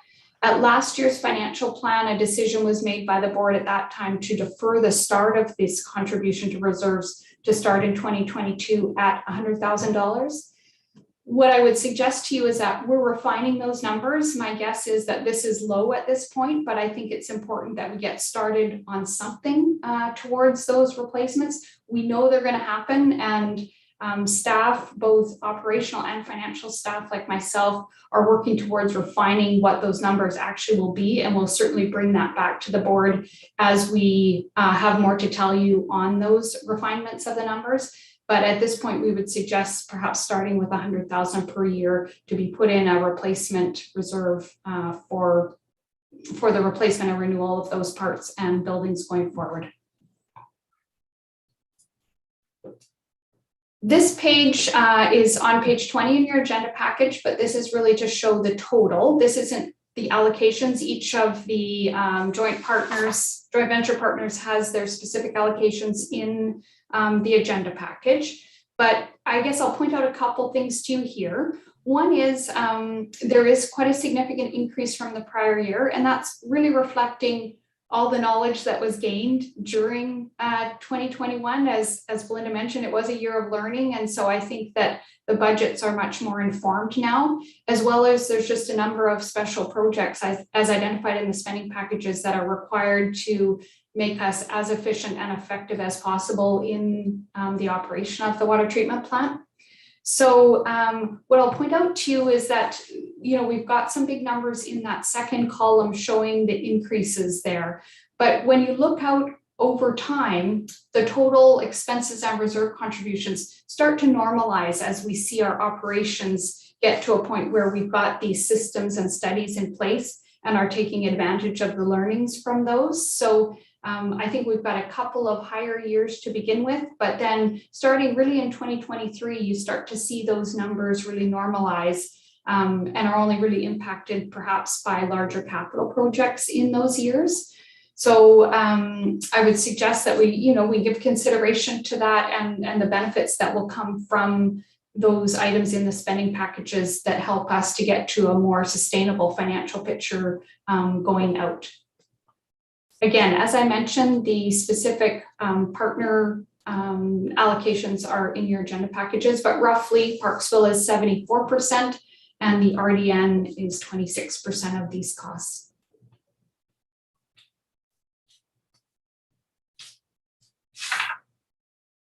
If there's no other questions, or I'm happy to take any questions, these are the recommendations that are outlined related to the financial plan in your agenda package. And I'll just stop screen sharing here and take your questions if you have some. Thank you, Jetta, for that. I see Director Bob Rogers has his hand up. Go ahead, Bob. Yeah, thanks, Chair, and through to Jetta. On parts of your presentation there, one of the ones with the screens that you looked at for the weir, it took it from 2021 up to, I think it was 2023, that $250,000. We've had lots of discussions and heard lots of things about the way costs are escalating when we put these things out for suppliers and so on, and for contracts. So I'm just wondering if we have that and we've dumped it ahead a couple of years, it still stays at the same number of dollars. And also further to that, when I look at some of the things you had in there for wages and for contract rates, some of those numbers were constant throughout the 5 years. One of them was at $68,000 and it stayed constant and so on.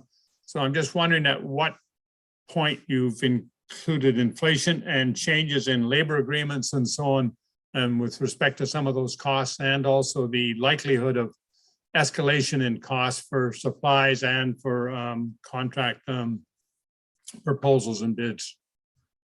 Right, thank you for those questions. So to address your first question, I think that the expectation around the weirs at the river intake is that that project will be informed by some of the process audit and things like that, and that number would be refined once those things were known. Belinda may want to add to this, but I think at this point, we're just leaving it at that estimate because it's pretty rough to begin with.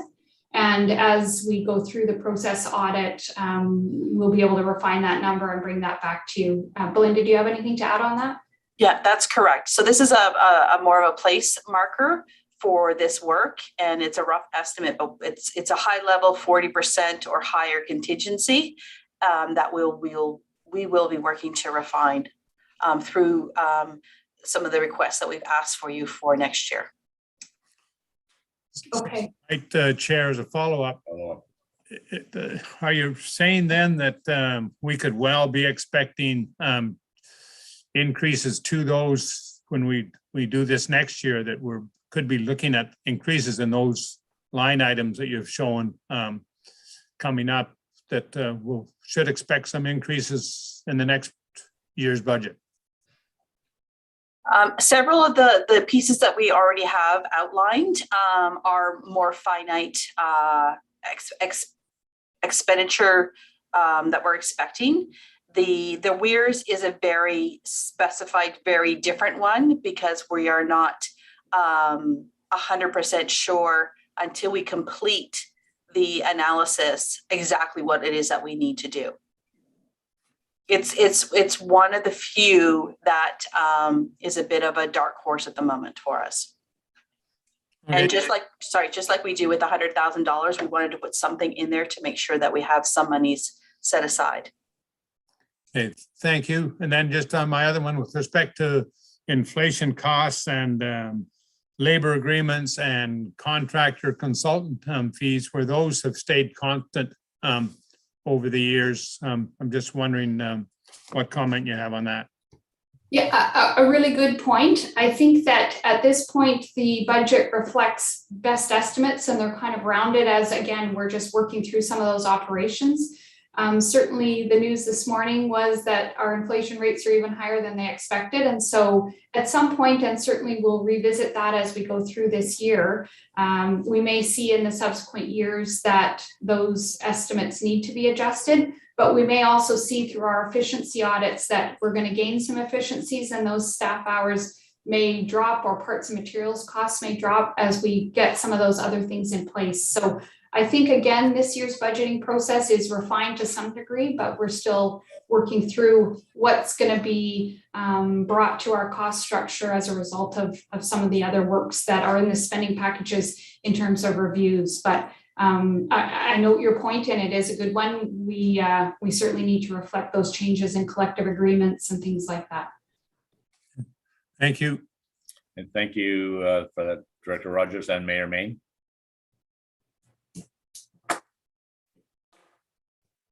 Thank you, Chair. Couple of comments. Question, if I can. I'm expecting this will probably go to Director Woods on this. What is the percentages of consumption between the RDN and the city of Parksville for the last 12 months, or whatever way we monitor it?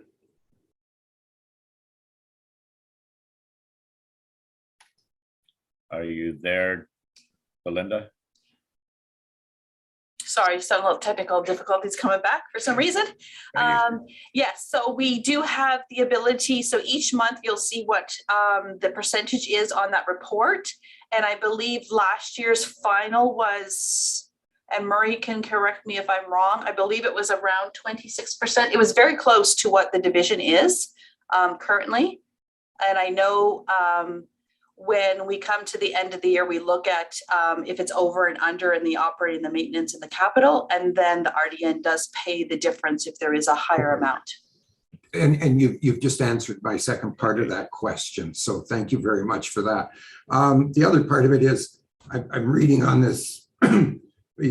Parksville's picking up a $526,000 increase in the budget 2022 over 2021, and the region is picking up, for that matter, $185,000 increase. So it raises concerns, and it's going back to, and you'll hear this right on through while we're doing the whole budget process.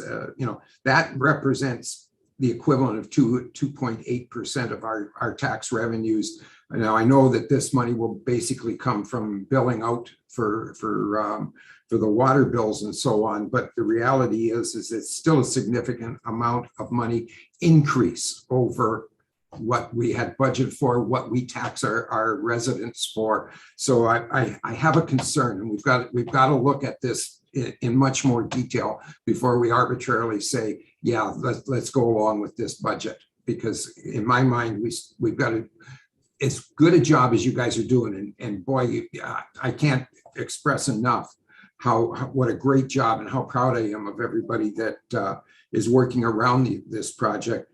We still have to look at it from a costing perspective that goes out to the residents. I mean, we're looking at 2.8% here. We're looking at a minimum of 2% salary increases for the city employees. We're looking at probably a very, very significant increase for policing costs because of the new budget coming through. All of these things, it's going to be horrendous if we keep going in the direction we're going for a tax increase for the residents of Parksville. So I'll just keep hammering on those numbers because they're extremely important to the people of Parksville. So I'll get off my soapbox and I'll come back down again. Thank you, Mayor Mayne. Director Wallace, please. Thank you, Chair. My question was along the same lines, but I'm really wanting to ask the question to staff. Out of the spending packages proposed that create quite a large bump, I guess, in 2022, are there, because I'm sensing there are concerns with the $707,000 increase to the 2022 budget. I'm wondering if there is a recommendation from staff about how to flatten that bump from 2022 with perhaps priority of spending package being defined for the board? Would that be to Belinda? There you are. Thank you. So I'd like to think that we tried our best to already do that and come up with the critical pieces that we felt were necessary. Also, keeping in mind the regulatory requirements that we have to meet, and some of those things, if we defer it to next year, something that costs $100,000 this year may cost 120 or 140 or who knows what next year, depending on our situation. The railway crossing piece, we could go back and talk with ICF, but then again, that's moving it out just 1 year. It's not removing it. We can talk with the DFO. You can give us an opportunity to review with some other ideas that we had up our sleeve with a biologist or something like that for our fish monitoring to help reduce those costs. The professional technical consulting services is one that is, we think, critical, but it's as needed basis. So that part, it depends on sort of what we need, and having that sort of in place before we get to a critical point also saves us money. And then looking at our critical spare parts, we could once again defer it and spread it out more evenly over the next few years. But once again, we aren't really saving any money. We're just changing the year that it's in. So I'd like to say that, I agree with everything you're saying, but I think our staff has presented to the best of our abilities all the critical pieces that we think are important. And of course, we take direction from you on which you would like us to move forward with. Thank you for clarifying. And what I heard was railway crossings, DFO ideas, and perhaps we could look at collaborative opportunities on the environmental monitoring with a large and extensive group of stewardship groups that are in this area that are already working on the river. I think there might be some efficiencies that could be gained there. There's an incredible talent pool of people in this area that work through Mid-Vancouver Island habitat restoration organizations and a number of other groups we hear from on an ongoing basis. And perhaps there might be opportunity to not duplicate efforts there.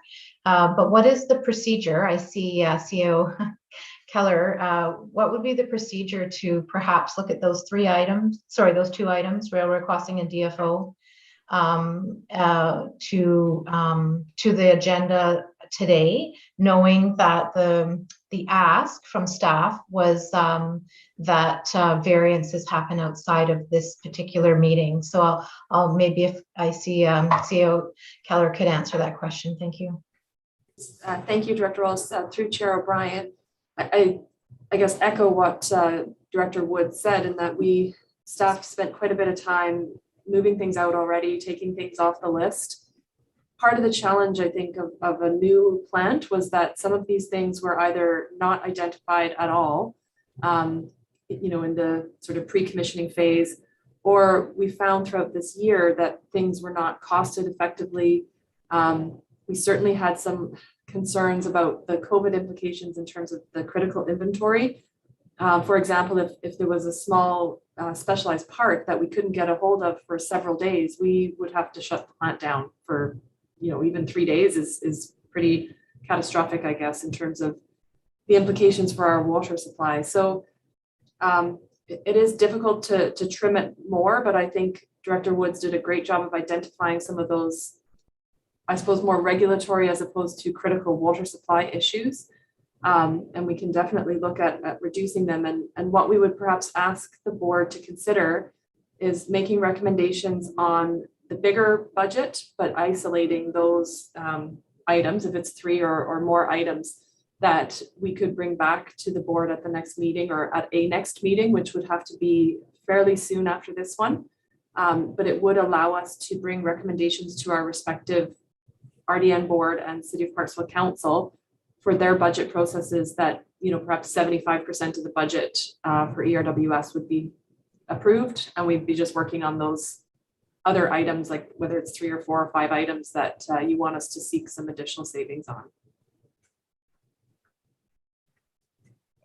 Are you satisfied with that, Director Wallace? Are you good? Thank you. I just want to weigh in something here. I see you as well, Mayor Mayne. I'll recognize you in a second. It appears to me that the ERWS and the AWS as well, they're facing extremely greater regulatory requirements and so forth. It's right down from the dam testing and so forth, and then all the extra requirements that we have to do for the ERWS plants. We also have inflation that's going to be barking at our heels very strong now, and I can guarantee it is going to be for the next 3 or 4 years. So just deferring it for another year is actually going to make that cost, in my opinion, be even more than what it is right now. So I think what we have to recognize as a board here, and what our citizens have to recognize as well, that the cost of getting quality water and assured water is going to go up. And I think that I believe that our citizenry will appreciate that, especially considering in light of the fact when people don't possibly take the precautions that we are and advanced planning. We're housing 100 people from the Cowichan Valley right now in Parksville, because after the flooding in the last couple of days, their water system was compromised, and here they are here in Parksville. And I'm certainly very pleased that we were able to assist these people, but while they're here, they're going to be assured safe water, and maybe that they should have had safe water where they're actually living, and they don't. So, but the fact of the matter is, I believe that our constituents are going to recognize the fact that even if it is going to be, and I recognize what Mayor Mayne is saying about the increased taxes, whether it's through rates and fees, or whether it's through property taxes and so forth, it's going to cost more, folks. And I think we have to explain properly the working with the ERWS, all the extra costs we have to do, and to make sure that we can actually continue to supply water in extreme events, which is it's coming on fast as well. So I believe that my opinion is I think that these cost requests are reasonable, and I think we have to be just be brave enough to report to our constituents that this is the cost of providing clean water, and it's more money, but and that's the way it's going right now. I believe they're fair requests, and I believe it'll have to be borne by the users in this particular case. Thank you. Go ahead, Mayor Mayne. Thank you, Chair. I don't disagree with some of your comments that are made, and at some point in time, yes, this is going to have to be paid for and covered. But the reality here is that if we use the argument about inflation and it's going to cost more in 5 years, that means that we should move everything up to this year and pay for it all this year so that it doesn't cost any more in the future. So, I mean, that argument doesn't hold water in my mind. We have to, it's just part of the nature of the business that we're in, that it's going to cost more at some point in time, but we can't pay for it all this year. So we have to spread it out. My point here, and Director Kaler made the comment, and it's a good one, is that maybe what we should be looking at is, let's break this down first off into some more simple steps. And the things that are operationally related are the most important in my mind. I mean, that we got to have, that's bad English, I'm sorry, we have to have the spare parts because we don't want to be shut down. We have to have all the things that they're talking about for the operations that they want to put in. But maybe we should be breaking it down into, these are operational costs that are going up, and these are regulatory costs that are kind of committed to in the future. And let's look at that, and let's see if there's ways that we can bring the regulatory costs down by going back to the table with some of these groups. And maybe we need to go back to the province and say, hey, you know what? It's ridiculous for you to be putting this, and this on us to be paid for over the next X number of years.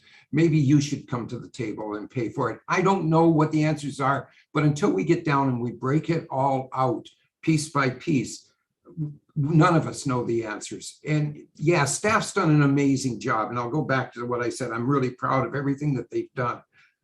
Our job now is making the tough calls as to what is and what isn't that we can pass on to our residents in the next 12 months. And I would like to think that we can still take some more money out of this budget if we have to somewhere, and without affecting the day-to-day operations. It may affect the regulatory requirements, but let's not affect the day-to-day operations. And that's where I'm coming from on this. And so I think this still needs some more work. There's some meat on this bone.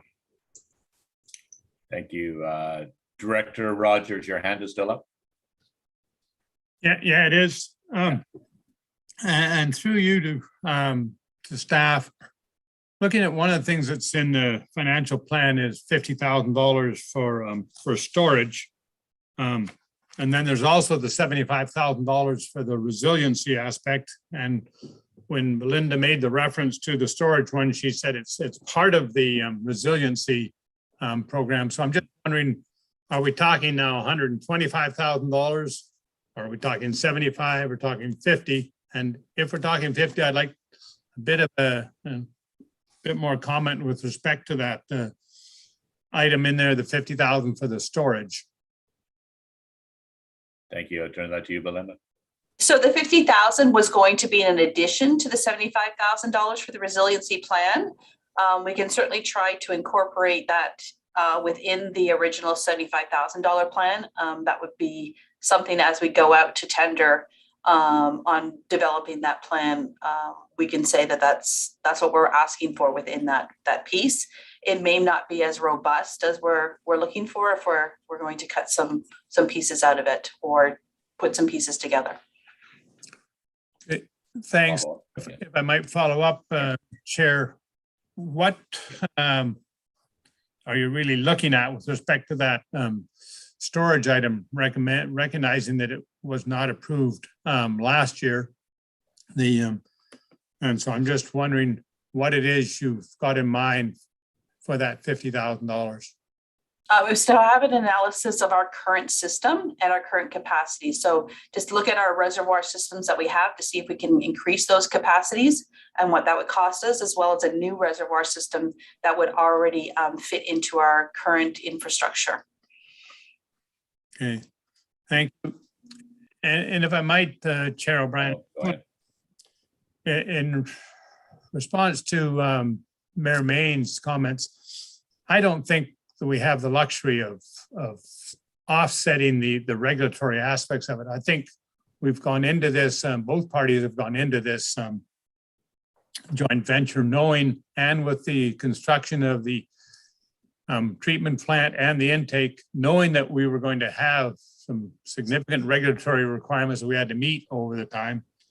And I don't think that it, I'm very pleased with this proposals and the proposed financial plan that Parksville staff have come up with on behalf of the ERW joint venture. And speaking on behalf of the residents in the RDN in Area E, who are the sole funders of the RDN portion of this, certainly support this. And at some point, with your permission, I'd like to move all three of the recommendations that are within this agenda under item C and the financial plan, recommendations 1, 2, and 3. So you can take that as a motion now if you like, or at your pleasure.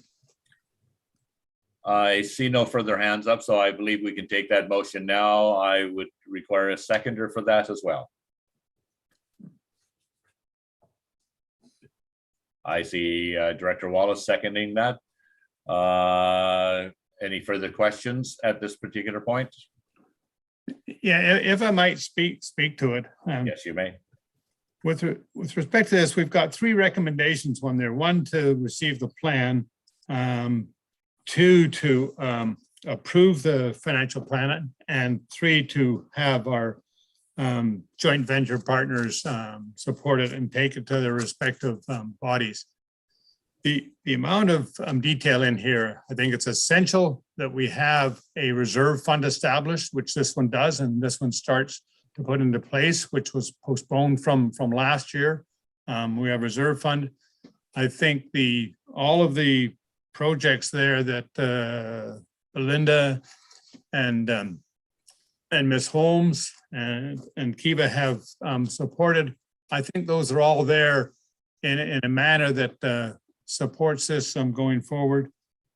We want this to be an excellent facility, and we want to have it kept up to date. And whether it's the spare parts or whether it's the advice from consultants on an as needed basis, I think those things have been well considered, and I'm quite prepared to support this in its format now, without having to go back and look to see what we might do with DFO in a timely manner. I think the efforts that are here with respect to monitoring are quite appropriate and have been well known. And when we look at what's necessary, and I think all levels of local government, I said, we're looking at asset management. And what I see here is a pretty good example of taking a look at what's needed under asset management to keep this as our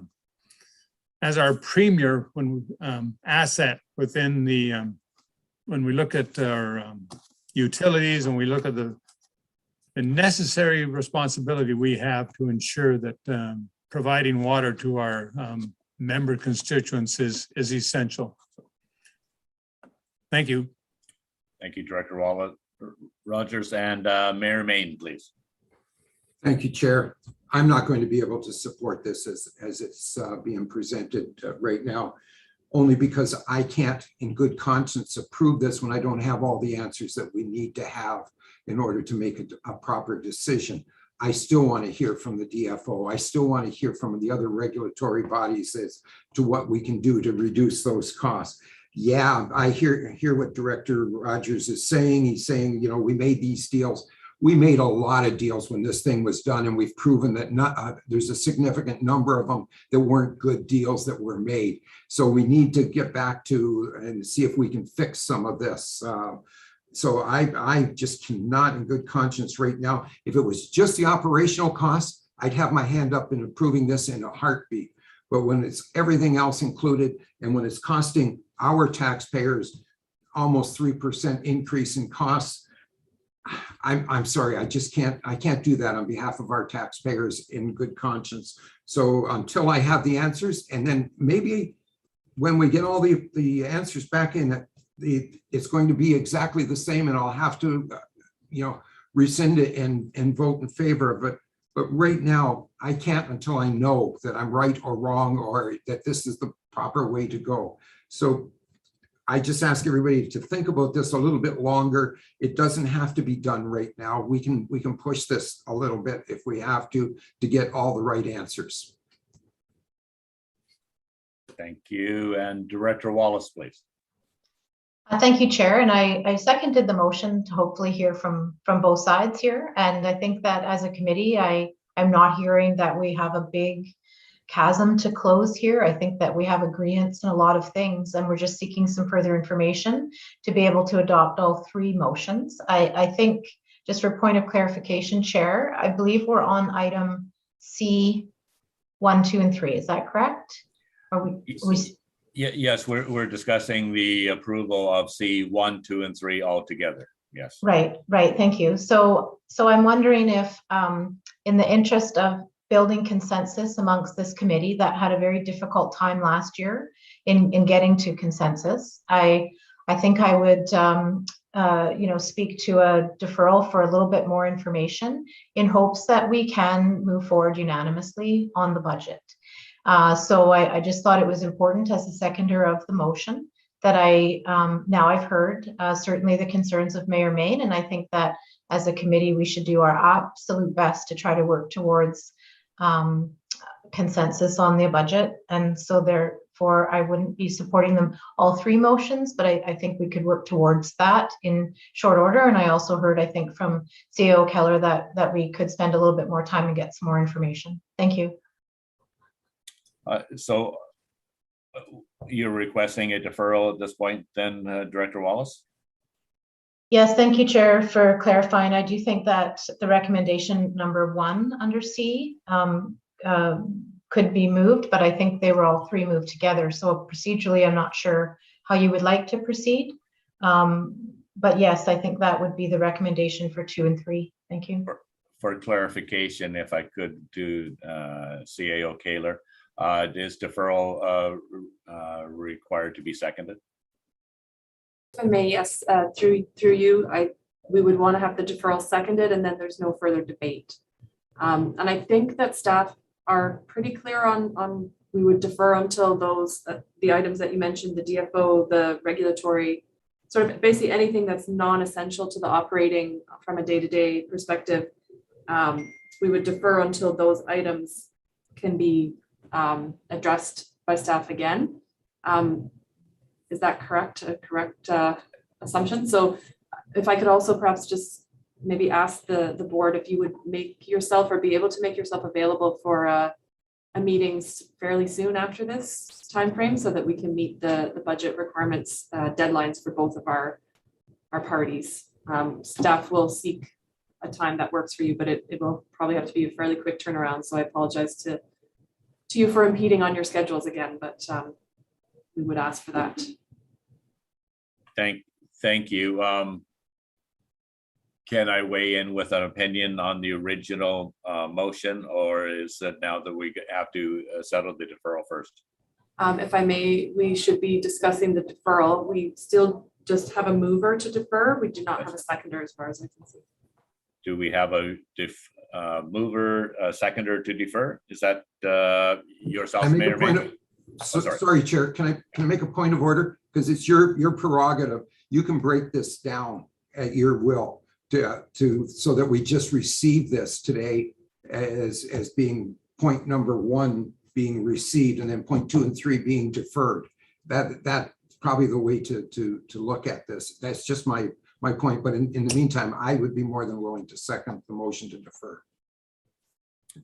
I see. So at this particular time, I think that if we have seconder for deferral, there would be no further That's right. Discussion at this particular point. What I would do is suggest that if we can amend that to only recommend receiving the report, item 1 on the agenda, and then defers items 2 and 3. Yes, Director Kaler. Sorry, if I may, through you to the rest of the committee, if it would make sense, if we're going to break out the recommendations, I think perhaps if I could offer this as a suggestion, if we defer items 1, 2, and 3, but then the committee could, after that process has happened, consider approving the items that you are okay with, that would allow us to sort of work through the budget and just bring back those items as we kind of identified that, it allows us to kind of get the statutory approvals in place for those items that the board is okay with and make the recommendations to our respective partners. And then we can come back to the board with just those smaller group of items. So it kind of makes it a little bit cleaner in that we're deferring sort of just the items that you need us to speak to. So I guess what we're asking for is if we could identify perhaps breakout number 1 and then defer 2 and 3 and present a new motion for consideration after that, that would identify what you are willing to support today. And I understand what you're saying, Director Kaler. The only problem I have with that is without having the sheets in front of us and actually looking at it harder, I don't know that I'm prepared to suggest exactly which ones should be examined closer, to be put on the spot like right now to do it. I think what I would prefer to do is actually maybe suggest that we defer all 3 at this particular time, and suggest that we have a separate meeting again in short order, that we can actually discuss this in better detail to see if we have room to move on the specific line items. I would think that would be a better way of handling this particular point. Yes, and if I may, Chair, then I think probably just be as easy to defer all 3 and we'll just bring the whole thing back. That would be my preference. If there's any other comments here, I'm just trying to wing it to try and get everybody so that we have a voice on this. Is the rest of the board, are you willing to go along with that? Director Rogers has his hand up. Okay, there you go. So, sorry, Bob, you just went dark on me there. So, yes, Director Rogers. Yeah, thanks, Chair. I guess listening to the tone of the discussions and so on, if I'm prepared to withdraw that motion, although with the seconder's approval, if it will facilitate deferring it. I certainly don't think it's necessary to defer it. I think that we've been given good information here and that we should be acting on it now, particularly when I hear from Kiva that this would have to be a very, very quick turnaround. And when I look at the potential for this. Point of order, you can't talk to it's a deferral. There's no discussion on it. I see. Yeah, that is correct at this point. Mayor Mayne has pointed out that once the deferral has been seconded, there's no further discussion at this point, Director Rogers. So I believe that it's upon us anyways to meet properly and just set up a meeting quickly. I would say that we defer all 3 at this particular point, and we have a mover and a seconder for that, and with the understanding, with instructions to staff to set up another meeting with the board in short order, that we can all get together and discuss this. And may I be even so bold to suggest that would it not be possible to discuss this in person instead of over Zoom? It's much more easier when we have the paperwork and the overheads available to us so that we can discuss it properly. Would that be possible? Yeah, that's definitely possible. We can arrange for that in our forum. The only, sorry, I don't want to interrupt while there's a motion on the floor, but the only caveat will be the turnaround time for DFO, but we'll certainly do our best to get as much information back to you as soon as possible. Thank you then. So we're considering that section now deferred to a later date with instructions to follow up with the meeting. So we can move on to the next item on the agenda. Sorry, Chair, I think we need to vote on the deferral.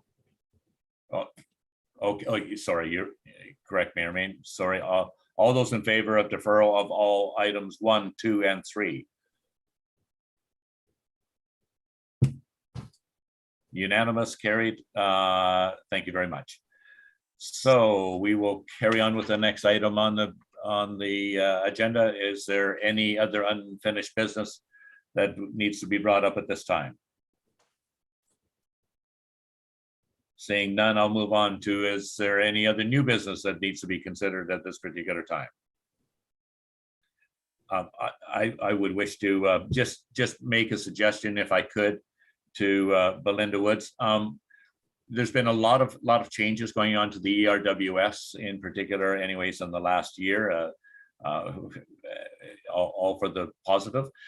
May I suggest, I would be very interested in arranging maybe a board member tour of the ERWS, I would say after the geobag system is in place, and I'm thinking that would probably safely put it in March. Could we arrange for a tour for the board members to actually tour the plant at that time? And if you think that timing as well, would that work to your schedule? Certainly, we can do that. We'll take you to the plant and the intake and the raw water pump station, so you can see the whole thing live.